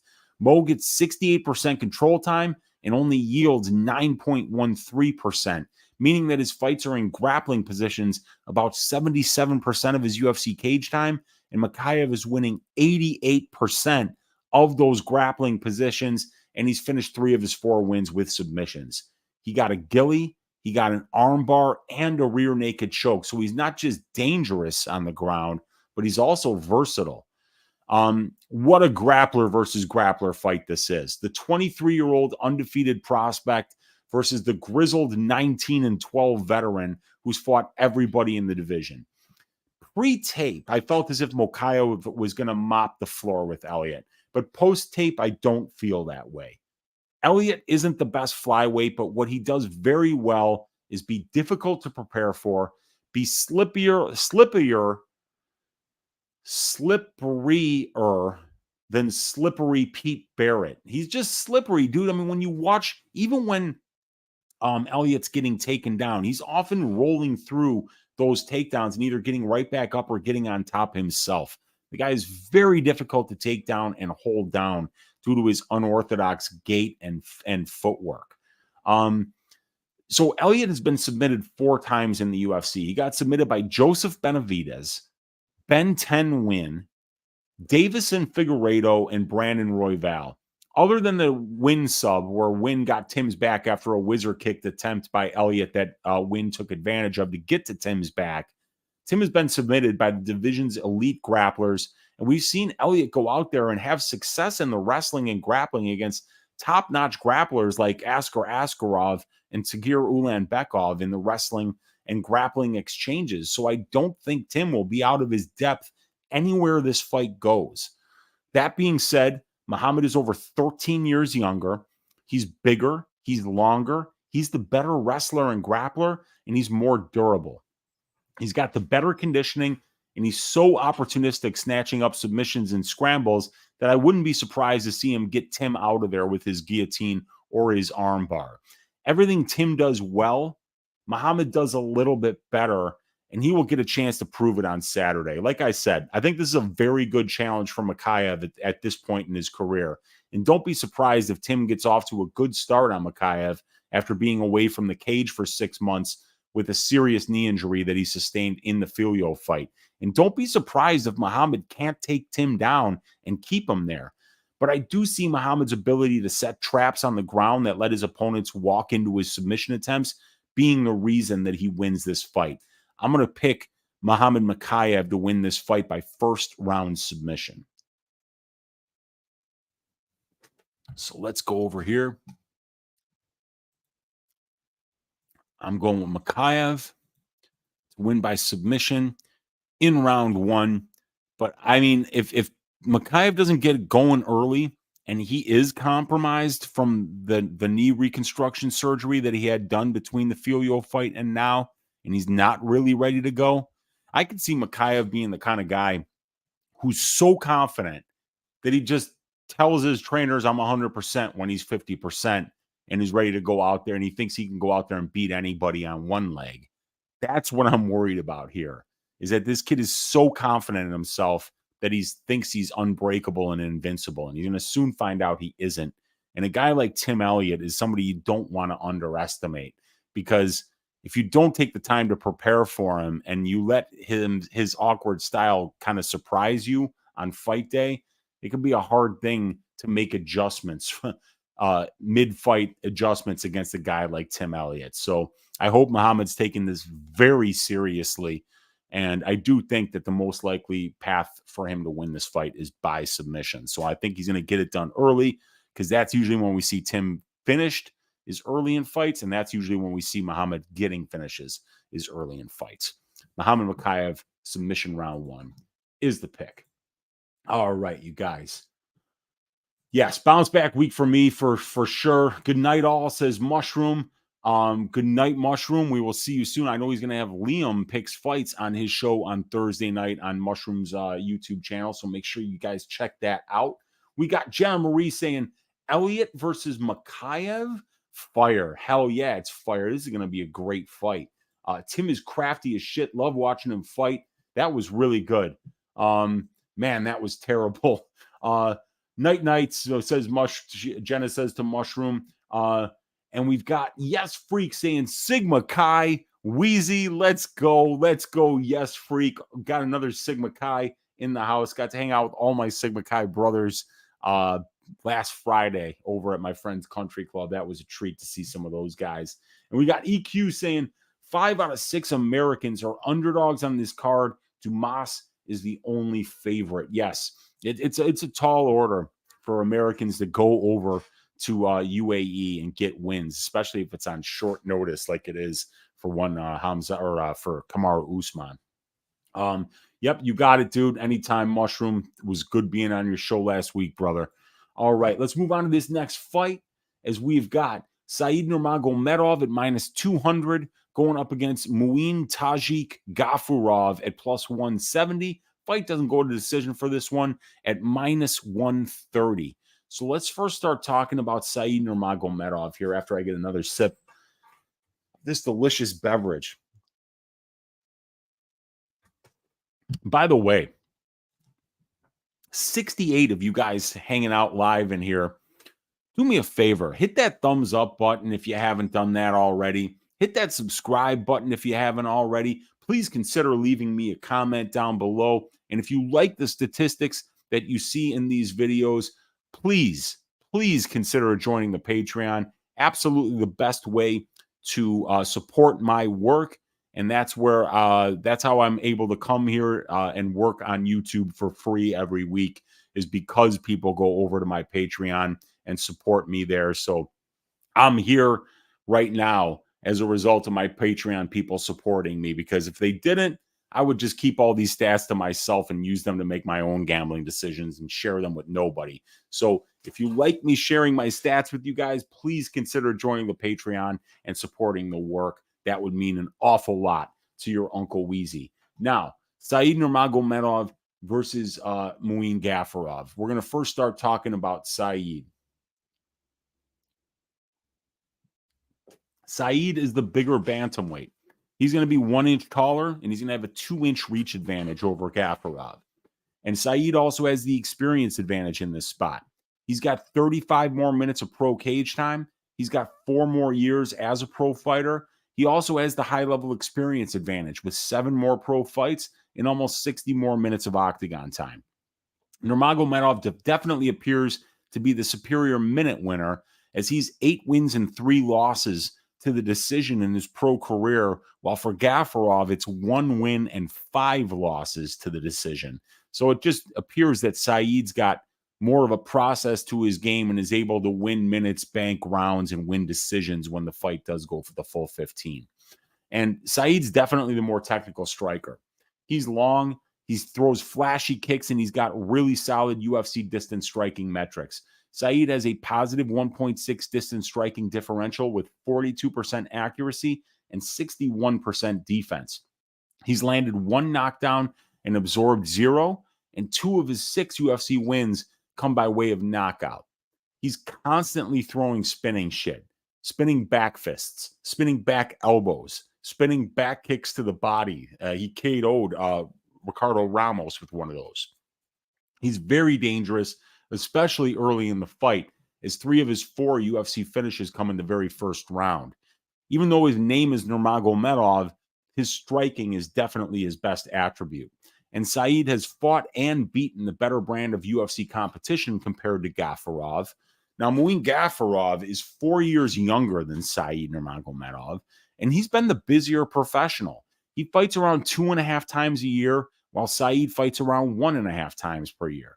That's why Gafurov has 3 more professional fights, even though he has 4 less years as a pro fighter. And Muin is the more opportunistic finisher for sure. He's got a 95% finish rate in 18 pro wins.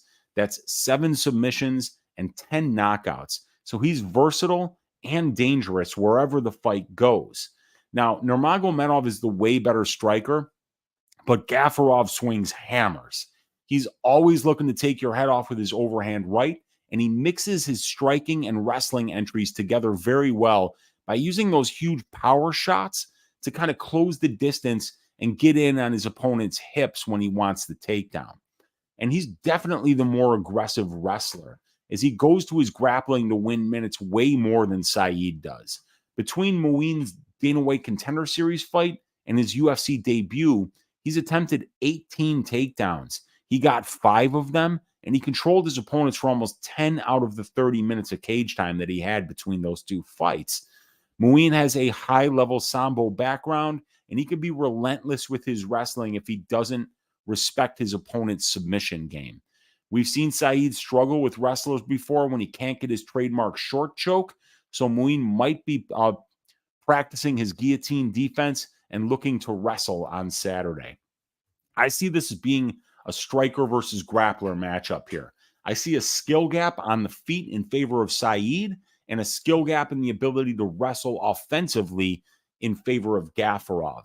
Gafurov is very durable. He's never been finished in his pro career, and there is clearly no quit in this kid, and he has a very dependable chin. If Gafurov can stay out of Said's guillotine choke, I think he can make this a very dirty and grimy fight, but I don't see him winning enough minutes or being dominant enough in the grappling exchanges to get the nod here. So I'm going to pick Said Nurmagomedov to win this fight by decision. So if we go here, Said Nurmagomedov to win by decision is the pick. I didn't even bring the stats up for you guys. These are the stats. I'll keep them up on the screen while I see what you guys are saying in the chat about this fight. And let's see. We've got Patrick Wilkins is in the room saying, seems like a very cut and dry card, and trying not to overthink it. Islam, Hamzat, best parlay. I'm right there with you, Patrick. I think Islam and Hamzat, the money lines will be the last 2 legs of the greasy 4-legger this week. I'm confident in both of those guys. Obviously, we're still yet to talk about those fights, but I think that is a very good look.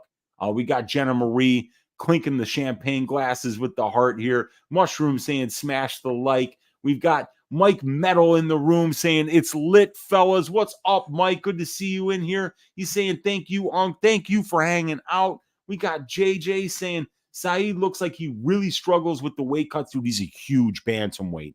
So that is definitely something that you have to be worried about, man. And that's why watching weigh-ins is always very important. You know, if somebody really does look like they've been depleted, you know that it's going to be very difficult for them to perform as well as they normally do on Saturday. And ring a ding dang, you guys. First donation in a very long time here on the channel. Jenna Marie with the $20 super sticker, helping to keep the lights on here in her Uncle Weezy's office. Maybe now tomorrow I'll have enough money to pay the electric bill here, keep these lights on so that we can do Ask Weezy tomorrow night at 10 o'clock Central Time, right here in the same place that you're accustomed to seeing. Just a tip with Uncle Weezy.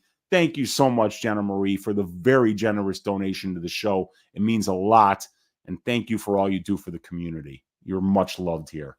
We got JJ saying, whoa, and I agree, man. That is a huge donation. Appreciate you, Jenna Marie. We've got Bad Boy Viv in the room saying last week's parlay stacked shorter than Frodo. Let's bounce back this week. Oh, yeah, dude, last week's parlay was brutal. Only 1 out of the 4 legs hit. It was the Darren Elkins fight going starting round 3. The Alex Sava fight didn't finish in the first 2 rounds. It was very close to hitting. Obviously, I had fight doesn't go to decision in the main event. That fight was this close to finishing in the first. this close to finishing in the third, didn't come through. And then the worst bet of the 4 was the Pereira over 2.5 rounds. That fight didn't even go over 2.5 minutes. But yes, we're going to have to turn it around this week. Viv, get back in business here. Daz Files saying, what's up to Jenna Marie for the donation? We've got Remdog in the room saying, rewatched the Saeed Martinez fight last week, and I thought he beat Martinez. So did I. I had a bet on Martinez to win by decision at plus 350, and it cashed, and I was very happy about that. But I thought that Saeed won that fight. Questionable thing I saw could be gas. Yeah, I mean, gas is, dude, Saeed's gas is out a little bit because I think he cut so much weight in order to make 136. Yeah, if anything, Saeed can outsmart Muin. I agree. Yes, thank you, Jenna. I appreciate it. And Cuban Assassin saying Usman might be in trouble going up in weight with those banged up. And I know, dude. Usman looked horrible in the second Leon Edwards fight. In the first fight, he got taken down by Leon with a trip and then just dominated once his back hit the mat. I think that Hamzat on a full camp is going to be able to murder this dude. But let's get on to talking about the next fight here, which is going to be Ikram Aliskerov, a minus 650 favorite going up against Warlley Alves, plus 475. Fight doesn't go to decision here at minus 400 for this fight. So let's get those stats up. Aliskerov versus Alves. And let's first start talking about Ikram Aliskerov's advantages in this spot. Ikram is over 1 year younger than Warlley Alves, and he's the bigger middleweight. He's going to be 1 inch taller, and he's got a 4-inch reach advantage over Warlley, who is a welterweight who is taking this fight on short notice up a weight class to fight Aliskerov. Ikram is a world Sambo champion. He started training Sambo at the age of 21. Within 4 years, he won the European Championship, the European World Cup, and a World Championship in Sambo. Dude's wrestling, grappling, and submission game are very dangerous, very technical, and very polished. We haven't seen his grappling game yet at the UFC level, but I assure you this guy's wrestling and top control are excellent. And whenever Ikram isn't comfortable at distance striking range, you can count on him to work the grappling, and he always uses it successfully. Ikram is 5 wins and 0 losses to the submission in his pro career, and I haven't seen anyone have success against him yet in the control time positions. If Ikram gets to a dominant position, he's got a nasty Kimura. Now, Warlley Alves' advantages, he's the overall and the UFC experience advantage over Ikram. He has 5 more professional fights and 55 more minutes of pro cage time in 1 more year as a pro fighter. Alves also has 13 more UFC fights and 140 more minutes of octagon time than Ikram does. So he's been fighting at a higher level for much longer than Ikram Aliskerov. I like Warlley's kickboxing much more than I like Ikram's. Overall, his metrics aren't eye-catching, but Warlley throws with power. He makes his opponents very uncomfortable on the feet because he's constantly looking to take your head off and either forces them to panic wrestle and go right into Warlley's guillotine or back up to the cage where Warlley can unload on him. Warlley has 3 UFC knockdowns, and he's finished 3 of his 8 UFC wins by way of KO. He landed a nasty body kick to KO Munir Lazez, and he had a fantastic knockout finish of Sergio Moraes via flying knee and then uppercut after tenderizing him with leg kicks the whole fight. If Ikram doesn't try to get this fight to the ground early, he's making a huge mistake. Warlley is way more dangerous on the feet than Ikram Aliskerov. And Warlley's grappling efficiency is solid. He gets his takedowns at a 50% clip. He has 80% takedown defense, and he wins 57% of the control time positions his fights are in.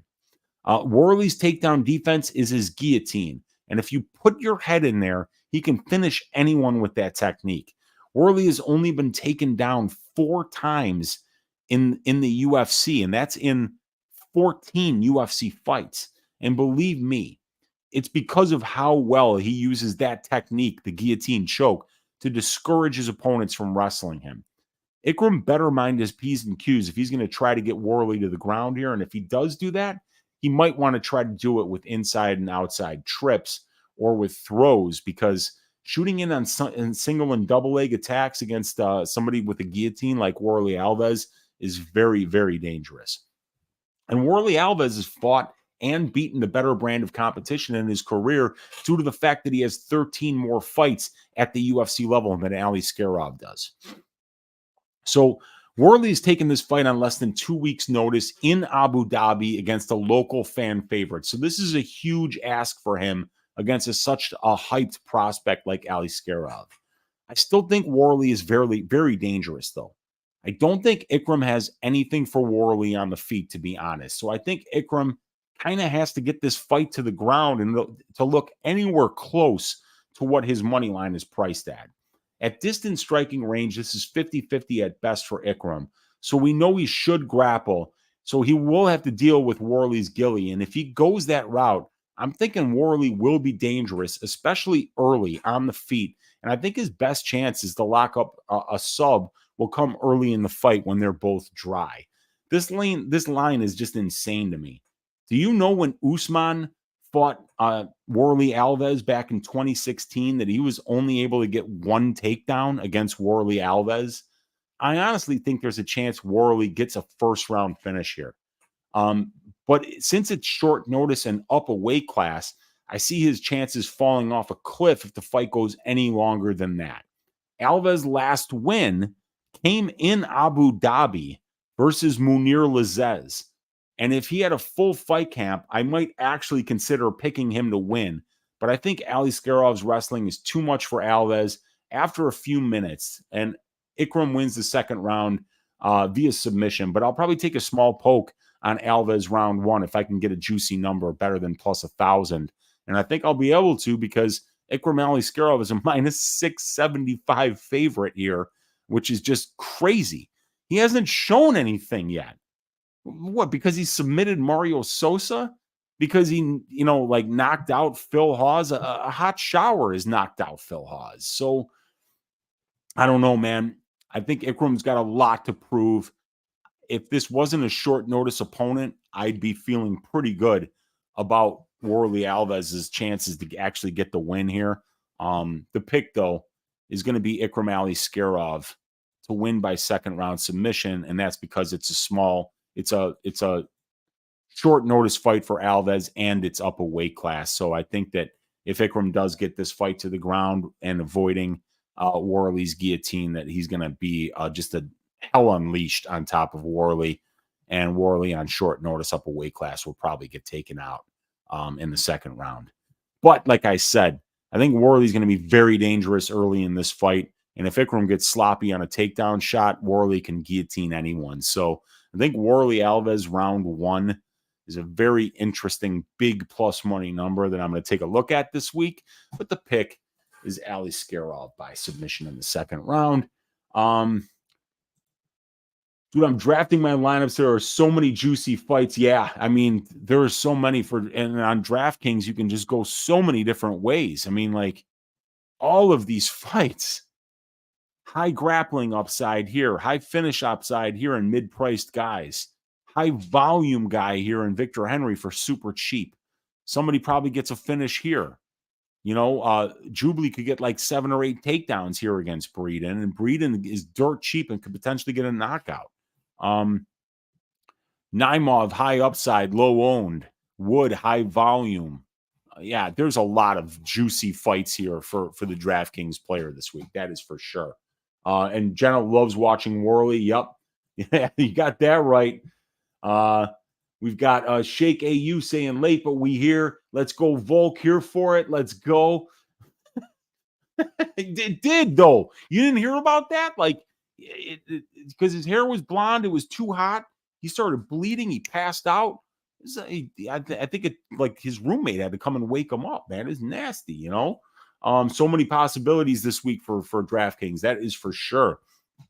All right, but let's get on to this next fight. This is going to be a really weird one, and this is the only one that I did not write up today. So I'm just going to go off the top of my head about this one. Magomed Ankalaev, the very handsome Magomed Ankalaev at minus 350 going up against Johnny Walker at plus 285. Fight doesn't go to decision for this one, minus 190. So Johnny Walker's bigger than everybody. He's got a 3-inch height advantage, and he's got a 7-inch reach advantage. These guys are the same age. Walker's got the experience advantage. He's just been a lot busier. Magomed, 75 more minutes in the cage, but in the same amount of time as a pro, just under 10 years for both of these guys. Johnny Walker with 28 pro fights and Ankalaev with 20, and they each have 11 fights in the UFC. It's just that Ankalaev's fights go a lot longer because he doesn't really do anything in there, and Walker's fights definitely tend to finish early. Walker, the much better finisher, the much more explosive athlete. Magomed Ankalaev has no athletic ability at all. He's slow. He's lumbering.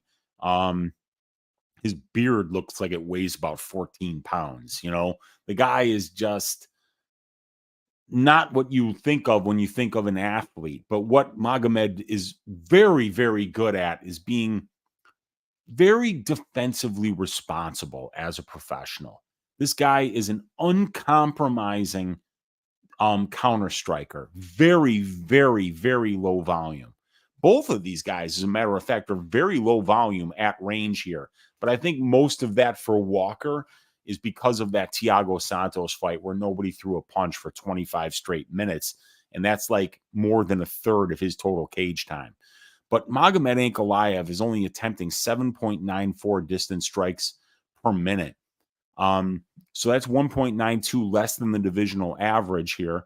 But he only lands 0.58 less than the divisional average because he's very accurate and because he's very difficult to hit as well.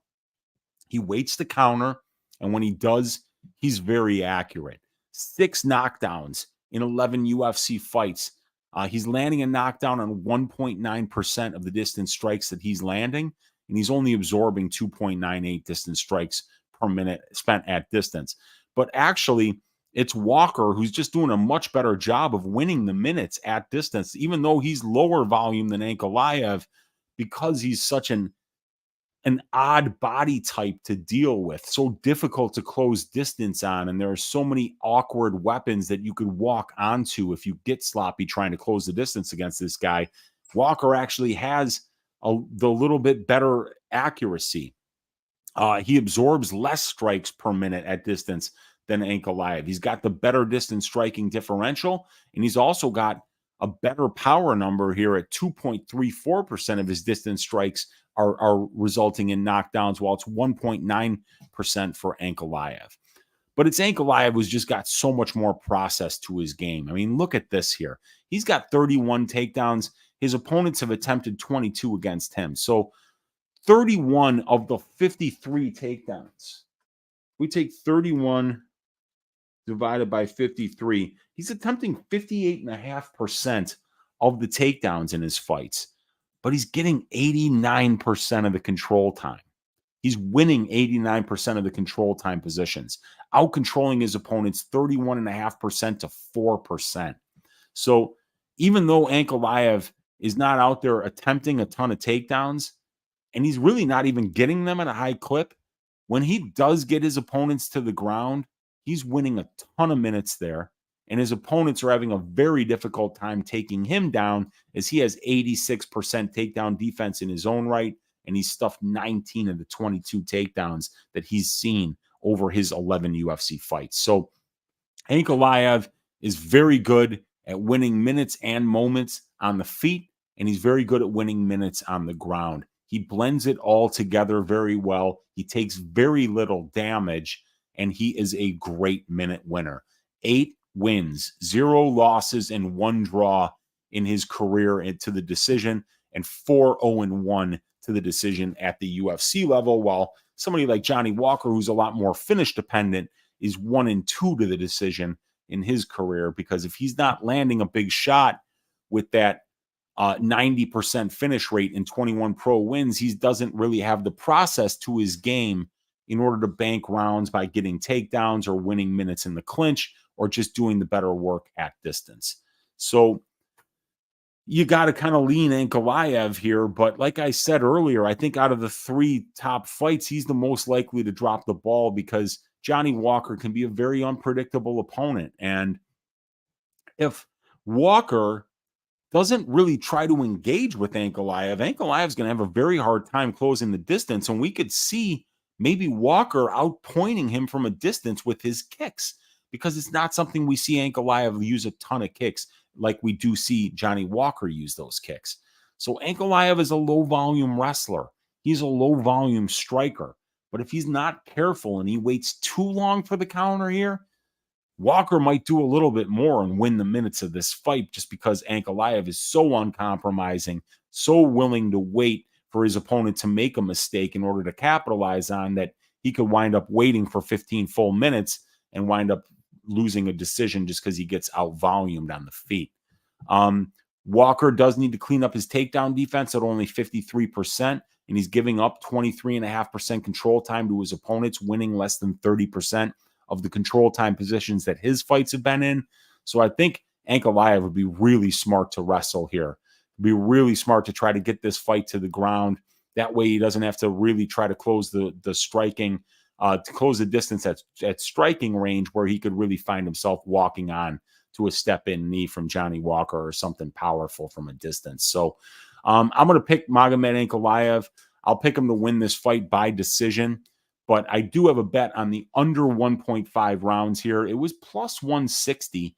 And if we look at the prop template for that plus 160 number here, well, now it's at plus 135. But even there, it's a trifecta bet. At plus 135, it's a 42.5% implied probability, which is less than the under 1.5 rate for the division. And we see that 3 of 9 of Ankalaev's fights and 7 of 9 of Walker's fights that have been scheduled for 3 rounds have finished under 1.5 rounds. That's 55.56%.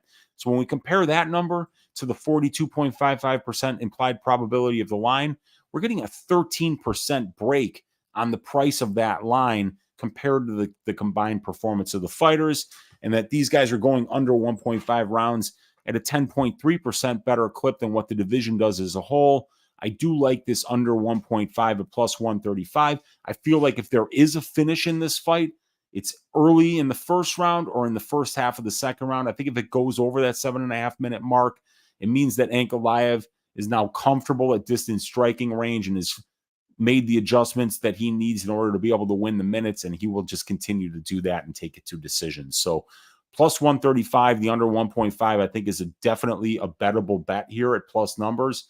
It's underpriced. The data likes it, and I think the stylistic read could be ripe for a finish for either fighter in this fight in the first round or the first half of the second. So yeah, did I get that pick up there? I did not. So yeah, Magomed Ankalaev by decision though is the pick, but we're going to see if one of these guys can get a finish for me in the first 7.5 minutes, and I can cash that plus 160 bet. Let's see what you guys are saying in the chat here. Yeah, Tree Fitty. We got that right.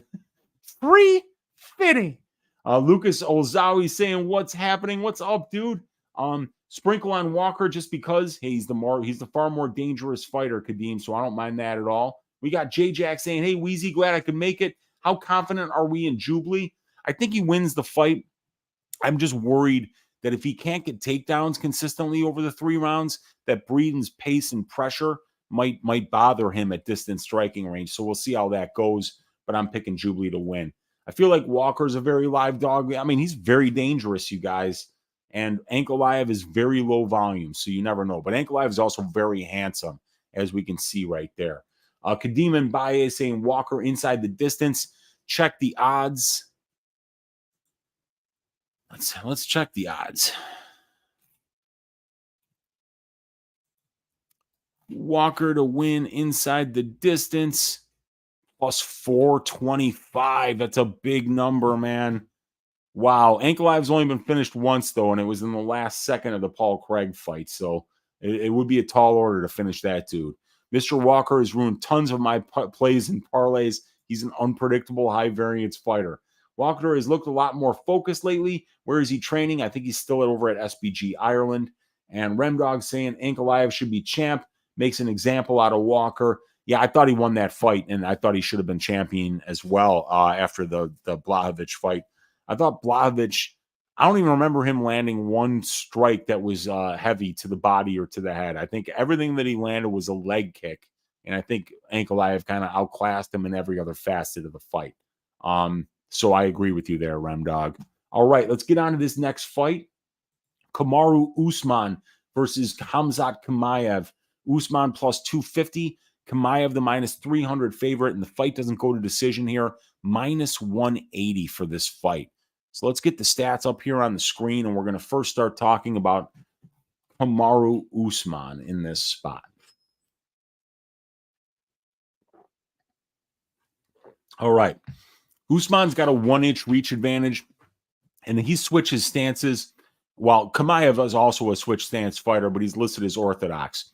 Usman is has the overall and the UFC experience advantages. He has 11 more pro fights, 285 more minutes in the pro cage, and 5.5 more years as a pro. He also has 11 more UFC fights and 270 more minutes of octagon time. And a lot of those minutes came as welterweight champion. So Kamaru's experience advantage is not to be ignored or underestimated in this spot. Usman's distance striking has improved so much since his early days on The Ultimate Fighter, Black Zillions versus American Top Team. Kamaru has a positive 0.48 different distance strike differential with 41.6% accuracy and 58.3% defense. He's landed 10 UFC knockdowns and he's only absorbed 1. And he lands a knockdown on 1.33% of the distance strikes that he lands. So he's not only demonstrated the ability to be able to win minutes at distance striking range, but also moments with those 10 knockdowns and 4 knockouts. It's Kamaru's wrestling that's always been his base. He's been in there with the best wrestlers the sport has to offer. Shared the octagon with Colby Covington twice, Leon Edwards 3 times, Damian Maia, Gilbert Burns, Tyron Woodley, and Rafael Dos Anjos. And his UFC grappling metrics are insane for having been in there with that level of competition. Kamaru has 59 UFC takedowns, and he's only allowed 1. 47.5% of Usman's 300 minutes in the octagon have been spent in grappling positions, of which Usman wins over 94% of. Kamaru has stuffed 36 of 37 takedown attempts in the UFC and has been controlled for less than 3% of his UFC octagon time. So it's safe to say that Kamaru is as good of a wrestler as there is in the UFC. The question is, at 36 years of age, is he still that good or is he regressing? Kamaru has fought and beaten the better brand of UFC competition, and it isn't really even that close. Now, Khamzat is going to be 7 years younger and 2 inches taller than Kamaru. Khamzat is the far more opportunistic finisher as a pro.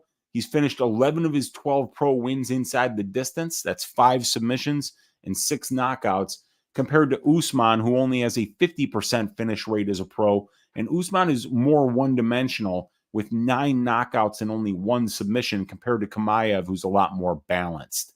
And Chimaev doesn't have the prettiest distance striking metrics, but his grappling game is so terrifying that it opens up opportunities for him to land big shots on the feet. His highlight reel KOs over Ikram Aliskerov and Gerald Mearshart are evidence of how crazy this kid's power is. Chimaev lands a knockdown on 2.2% of the distance strikes he lands, and he's finished 2 of his 5 UFC wins by way of knockout. So I think Chimaev is the more dangerous guy in the distance striking exchanges here, but not necessarily the better minute winner.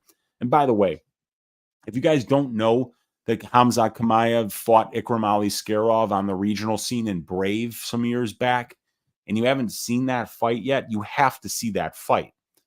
Khamzat's knockout of Ikram Aliskerov is one of the best knockouts of all time in the sport of mixed martial arts. If you liked Francis Ngannou's uppercut knockout of what's his name? The Dutch dude, Overeem. I think that Khamzat Chimaev's knockout with the uppercut of Ikram Aliskerov is just as good, if not better, than Ngannou's knockout of Overeem. Go watch that knockout. Aliskerov was out cold for probably over a minute. It was one of the nastiest knockouts that I have ever seen. He went to the ground in a heap, and his head snapped back, and the back of his head landed between his shoulders. It was absolutely ferocious. Khamzat Chimaev has legit power on the feet, and it just wasn't shown in the Mearshar fight. He's shown it as well on the regional scene. And Chimaev's wrestling might be even better than Kamaru Usman's. As comically dominant as Kamaru Usman's UFC grappling metrics are, Chimaev's in a smaller sample size are actually better than Usman's everywhere. Khamzat gets 3.98 takedowns per 15, and Usman gets 2.96. Chimaev is 57% accurate, and Usman is 46% accurate. Chimaev is 100% takedown defense, and Usman has 97%. Chimaev gets 54% control time. Usman gets 45% control time. And Chimaev wins over 99% of the control time positions, while Usman wins 94%. Obviously, this isn't against the same level of competition, but you get the idea. Seeing that Chimaev is 7 years younger, it's easy to see how Chimaev might be the better grappler here, as well as the more dangerous striker.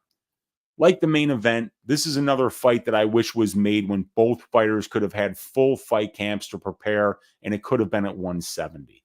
Then I would have seen this fight much more differently, I think. But for this particular iteration, we have to address the hurdles that Usman has to clear. This fight is at 185. He took the fight on less than 2 weeks' notice. Who knows if he was training at all or just got off the couch? It's halfway across the world in the new home country of his opponent, Khamzat Chimaev. And Usman is 36 years old now on a 2-fight losing streak and maybe close to the end of his career, fighting one of the most feared young fighters in the game. These circumstances are less than ideal for Kamaru. To be real, they're downright shitty. I think Khamzat is so much more dangerous everywhere. He's more powerful on the feet. I think his chin is every bit as good as Usman's, if not better. And his grappling game, if he gets on top, is going to put Usman in a place where we've almost never seen him and where he clearly won't be comfortable. If Kamaru had a full camp and this fight was at 170 in Vegas, completely different story. But not knowing you're fighting a monster like Boers until 11 days out, having to make that trip halfway across the world, cut weight, and deal with the multitude of ways Khamzat can destroy you is too much to ask. The only reason that makes a lick of sense for Kamaru to take this fight is cold, hard cash. And I'm quite sure that the UFC backed a truck full of cash up to his mansion to make this happen. Kamaru gets his ass shaved inside the distance and cashes a massive check after the fight while laughing his ass off during an opulent post-fight shopping extravaganza in Abu Dhabi. Khamzat Chimaev by first-round submission is the pick.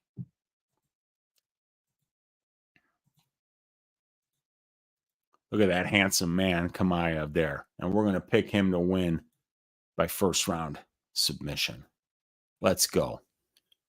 And that brings us, ladies and gentlemen, to the main event. Let's see what you guys are saying in the chat here. Prince of Mischief with the wolf there. Boars. We got Kadeem and Baye saying this is Khamzat's test for all you have been waiting for, Bruce. Yeah, man, this is definitely the test that we've been waiting for here. Usman might make it look easy. I do not think he's going to make it look easy. I think that the short notice is just too much to ask here. This fight is awesome. Yes, sir, J. Jack. Prince of Mischief, it is better than Jiri's elbow putting Rhea's soul to the shadow realm. What about the Buckley kick? That uppercut was cool. Yeah, the Buckley kick is one of the best knockouts, maybe the best knockout I've ever seen. Jiri's elbow was amazing against Dominic Reyes. But, dude, that Khamzat Chimaev uppercut of Aliskerov is in the top 10. It's amazing. Kamaru might pull a Petrosky and get... I agree completely. I actually think that that's probably what happens here. I think that the only reason that he's showing up here is that he is getting an absolute pile of cash. I mean, these sheiks that have front row seats for this card, they were not happy when they heard Paulo Costa pulled out of this fight, and they weren't going to get to watch their guy Boris shave somebody's ass. And now they're going to get to watch him do it against a former champion, a potential GOAT of the sport. It's going to be huge for them. And I think that he's going to make it look easy. That cash is worth the ass shaving. I probably would show up for what they're paying Kamaru as well. Jeff Bruno saying Usman has such spindly legs because of his shot knees. His body might not fill into middleweight well, especially on short notice. I couldn't agree more. I mean, I just don't think it's good for him to be moving up to 185 at 36. Does he drop the gloves and call it a career? Depends on how much money they're giving Prince of Mischief, because they could, like Usman knows that he could probably show up 2 or 3 more times and probably make a few more $1 million and ride off to the sunset. So we'll see how it goes, but I don't think he's going to drop the gloves this week. He's still only 36, but so he could probably still make a lot more money taking L's at the end of his career. Anyway, let's move on to the main event of the evening.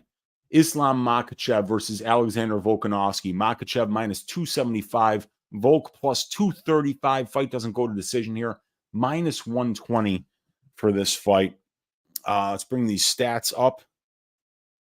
The rematch that we all wanted to see, I would have preferred to have seen it on a full camp for both guys, but here we are. It's 2 of the top 5 fighters in the entire sport, so this is going to be amazing. Islam Makhachev is 3 years younger than Alexander Volkanovski, and he's the bigger dude for sure. He's a lightweight, Volk's a small featherweight. So Islam's going to be 4 inches taller. He's the southpaw in this southpaw versus orthodox matchup. And Islam has been the more opportunistic finisher in the UFC, finishing 8 of his 13 wins inside the distance. He's got 6 submissions and 2 knockouts. That's a 61% finish rate compared to 5 finish wins for Volk in 13 UFC wins, which is 38%. And all of those wins are by knockout for Volk. Islam's striking has gotten better by leaps and bounds. He got knocked out a long time ago by Adriano Martins after overextending on his attacks and leaving his chin out in front of him on a silver platter to be countered. That mistake cost him the only loss of his pro career. Now we see Islam going out there and outstriking Charles Oliveira at distance 21-10, and he looked great at distance striking range versus Volkanovski. Islam got out-volumed, which is no surprise at all because he's a very low-volume distance striker, but Islam was more efficient offensively and defensively, and even though Volk dropped Islam, I still think Islam landed the better shots overall throughout the fight. Add the size difference, the short notice for Volk, the recent elbow surgery, and him having to travel several time zones away on less than 2 weeks' notice, and I think there were a lot of reasons to like Islam's chances in the striking exchanges here. Islam's overall grappling is the stuff that legends are made of. Almost 59% of Islam's 143 minutes of octagon time is spent in grappling positions, and Islam is winning 83% of those positions. He gets 3.24 takedowns per 15 minutes, and he only allows 0.21. He gets his takedown attempts at 62%, and he defends them at 91%. Islam has 11 wins and 0 losses to the submission in his career, and he's 6-0 in the UFC to the submission. Islam is so defensively sound wherever the fight goes. It's always too important to discuss how little damage this guy takes in his fights. Islam has only absorbed 182 significant strikes in 143 minutes of octagon time. He has 68% distance striking defense, 91% takedown defense, and he spends just a little under 50% of his total octagon time controlling his opponents in grappling positions where he absorbs 0.63 significant strikes per minute. It's hard to beat somebody when you can't get any offense off against them, and that's a great way to describe how Makhachev fights. Now, Volkanovski has a small experience advantage over Islam. He has 3 more pro fights and 125 more minutes of pro cage time, in addition to almost 100 more minutes of octagon time. Volk has also been the busier fighter, fighting a little more than twice a year, while for Islam, it's a little less than twice a year. Volk is such an educated and technical and defensively sound striker. He's smaller than everyone he fights. He's always at a height disadvantage, but he does such an excellent job of entering the pocket on his terms, out-voluming and outlanding his opponents at range. He's got a positive 2.24 distance striking differential against the best strikers in the division. He's over 53% accurate and has 61% defense. He's got 6 UFC knockdowns and he's only absorbed 1. He's 5 wins and 0 losses to the knockout in his UFC career. Alex did outland Islam at distance, and he even recorded a knockdown. So even though Islam definitely had his moments, it's clear that even up a weight class against the best in the world, that Volk's striking is competitive against anyone at any level. And Volk has been an excellent minute winner in the grappling exchanges in his own right. Volk gets 1.86 takedowns per 15 minutes on 4.91 attempts. He's 38% accurate, and he's got a 69% takedown defense. He outcontrols his opponents 22.75% to 5.6%, winning over 80% of the control time positions in his fights, despite attempting 66% of the takedowns. So the grappling efficiency is definitely very good for Volk, considering he's doing as a champion against the best fighters in the weight class. And according to my metric, Volk has the superior strength to schedule here in both experience of opponent and win-loss ratio. It's close, and obviously Islam fights at a different weight class, so take it for what it's worth. I think everyone knew this rematch was going to take place, just not under these circumstances. In addition to that, these circumstances are horrible for Volkanovski.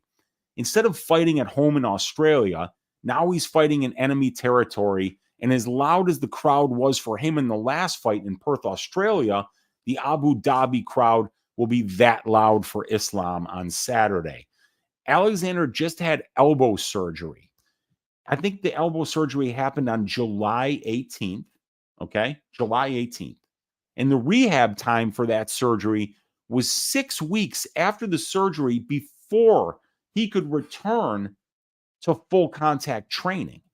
So that means Alex wasn't even training until at the earliest, the beginning of September, which is 6 weeks ago. 6 weeks before. So that means he wasn't even training until the beginning of September, and he accepted this 5-round fight several time zones away, up a weight class, about 5 weeks after he returned to full contact training after having elbow surgery. This is a huge ask for Volk. The first fight was close. Islam had solid first and fourth rounds.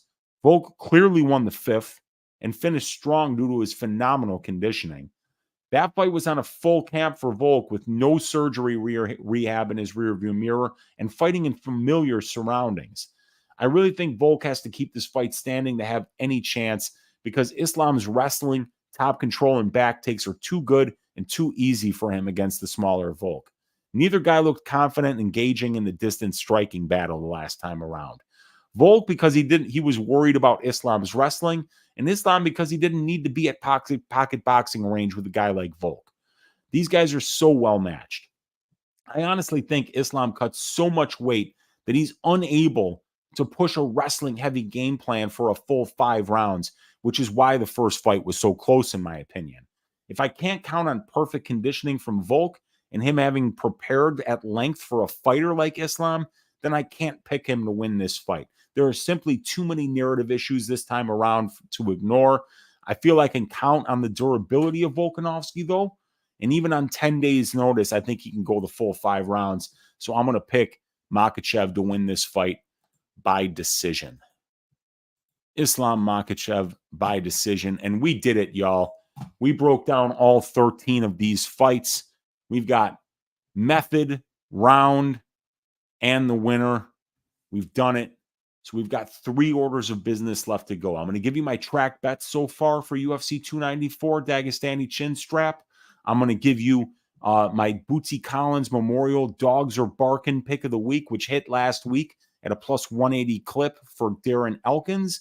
And then we're going to finish with Uncle Weezy's ass shaving of the week. Do me a favor in the chat right now. Let me know who you think the ass shaving of the week should be this week. So if I bring up my MMA tips account, we're going to start with the first bet that I made this week, which was a 1-unit parlay on the Khamzat Chimaev money line and the Javid Basharat Victor Henry over 2.5 rounds. That came out to plus 102, and I bet it for 1 unit on Bet Online. I also have the under 1.5 rounds in the Ankalaev Walker fight at plus 160. That was a trifecta bet on my prop template. Very underpriced bet.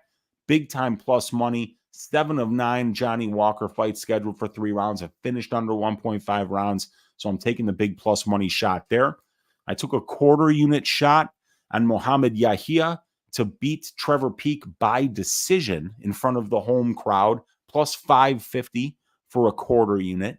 I also have the Peak scorecards equals no action. So if there's a finish in the fight and Trevor Peak gets the finish, I win 1 unit. If Trevor Peak gets finished, I lose 1.5 units. It's a 1.5 unit bet at minus 150 to win 1 unit. I also have the scorecards equals no action or the finish only prop from Muhammad Naimov against Nathaniel Wood. That's a plus 160 bet that I bet for 1 unit. And then I've got Victor Henry, the plus 3.5 point handicap. So if he wins one round on all the judges' scorecards, and it's a 29-28 on all 3 scorecards in favor of Basharat, I still win the bet. So plus 3.5 points handicap for Victor Henry, plus 195 for 1 unit. It's a total of 5.75 units so far, and I probably will be adding a couple more bets. I like Muhammad Mokaev by submission. I like Saeed Nurmagomedov by decision. I might sprinkle a little bit on Warlley Alves to win in round 1, but it's a great card from top to bottom. And those are the bets so far. A lot of plus money here. Got a couple juice lines here parlayed, and I've got 1 juice line here for the Peak scorecards equals no action at minus 150. And then next, the Bootsy Collins Memorial Dogs Are Barking pick of the week. I'm going to give you a plus money pick here that I think hits. And we hit last week on Darren the Damage Elkins beating TJ Brown. It was the first one of these that has hit. So it was finally good to honor my fallen dog, Bootsy Collins, by winning a dog pick that paid at plus 180. And what better dog pick than to pick somebody that's got that dog in him in Darren the Damage Elkins, who out-grappled the shit out of TJ Brown and got a 3rd round submission there. The Bootsy Collins Memorial Dogs Are Barking pick of the week is going to be Victor Henry, the plus 3.5 points handicap. So he only has to win 1 out of these 3 rounds. I believe this fight does go to decision at a very high clip because of the durability of Henry and because Javid hasn't really shown any finishing ability here at the UFC level, even though pre-UFC he had finished 100% of his wins. So I think that Victor Henry's pressure, his pace, his output, and his lack of offensive wrestling is going to make Javid have to deal with forward pressure the entire fight. And I think that Victor finding his way into boxing range will make it a little bit easier for him to avoid the long-range kicking attacks of Basharat. And that pressure will keep Basharat on his back feet and allow Victor to stay in his face and land a bunch of shots. I think he can make this fight very close. So he doesn't even have to win this fight right now. He just has got to win a round and last the full 3 and not get 10-8'd. And we hit this at plus 195, which is where I hit it yesterday, but it is still available at plus 160 on Bet Online Sportsbook, and I think it's a great bet. And that leaves us with the last order of business. We've broken down all 13 of these fights. We've given you my track bets. We've got the Bootsy Collins Memorial Dogs Are Barking pick of the week. That leaves us with the last order of business of the night. Uncle Weezy's ass shaving of the week. Who's it going to be? Who's going to go out there and not just win, but win violently? Win in a way that's going to leave you saying, man, that dude just got his ass shaved. That was brutal. And Weezy called it again because he's on fire with the ass shaving of the week. Who's it going to be? Who do you guys think? Take No Prisoner is saying, I don't think Khamzat is a better wrestler than Usman. Well, we're going to find out on Saturday. But the metrics are better for Khamzat, but Usman has done it against a much better level of competition. So I got no problem with you saying that, Take No Prisoners, because there's a lot more evidence that Usman is the better wrestler. He was the champion, but there's that age difference now. There's the 2-fight losing streak. There's the short notice, up a weight class, halfway across the world, in front of a hostile crowd, potentially hostile judges. I think that Khamzat's going to get the job done here. And my guy Prince of Mischief is saying, like and subscribe for Weezy. And yeah, do me a favor. Hit that thumbs up. Hit that subscribe. Leave me a comment down below. And please consider joining the Patreon to get access to the phenomenal stats that you always see here on your Uncle Weezy's YouTube channel. Appreciate you, Prince of Mischief. Shake AU saying, I hear you on the stats, Weez, but Volk is going to surprise people in my opinion. I like the fight doesn't go to decision call. I mean, I don't think Volk's getting finished by anybody, and I don't think Islam is finishing Volk, but we're going to see, man. It's a very, very interesting fight. And we got Skyrocket 1010 in the room saying, oi, what is up, man? Prince of Mischief says the ass shaving should be Ankalaev. The dogs are barking. Victor Henry, yes, sir. Ass shaving says Kamaev, says Victor De Jesus, who's almost always right when he predicts my ass shaving of the week. Woof, woof, we're going streaking, says Lucas Olzawi. Let's start a new streak here with the dogs are barking pick of the week. Sorry, can't chat much, Unc. Busy at work, dude. I get it, man. Thank you for being here. I appreciate you. Lucas says Nurmagomedov Saeed, and Jay Boog saying Dudakova shaves Jinh Frey's ass. Well, this week's Uncle Weezy's ass shaving of the week is going to be Khamzat Chimaev to shave the ass of Kamaru Usman. I know it's bold. I know Kamaru's a legend, but I hate the circumstances that he took this fight under. And it reeks of somebody showing up for a pile of money to take an ass whooping. I think Khamzat's the kind of guy that if you are even thinking that the guy might be too old or too washed or his knees might not hold up, Khamzat's just a brutal matchup for you to have to go out there against. And we all know where wrestlers look the worst, when their back's on the mat. And that's one thing that Khamzat is absolutely fantastic at, is getting his opponents back to the mat. So having to deal with the wrestling heavy onslaught of a guy like Khamzat Chimaev on short notice, up a weight class, halfway across the world is far too much to ask.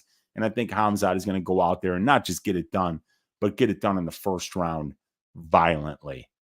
2 hours and 22 minutes. You guys, we had to put in the work today, but we put in an extra long night of work here.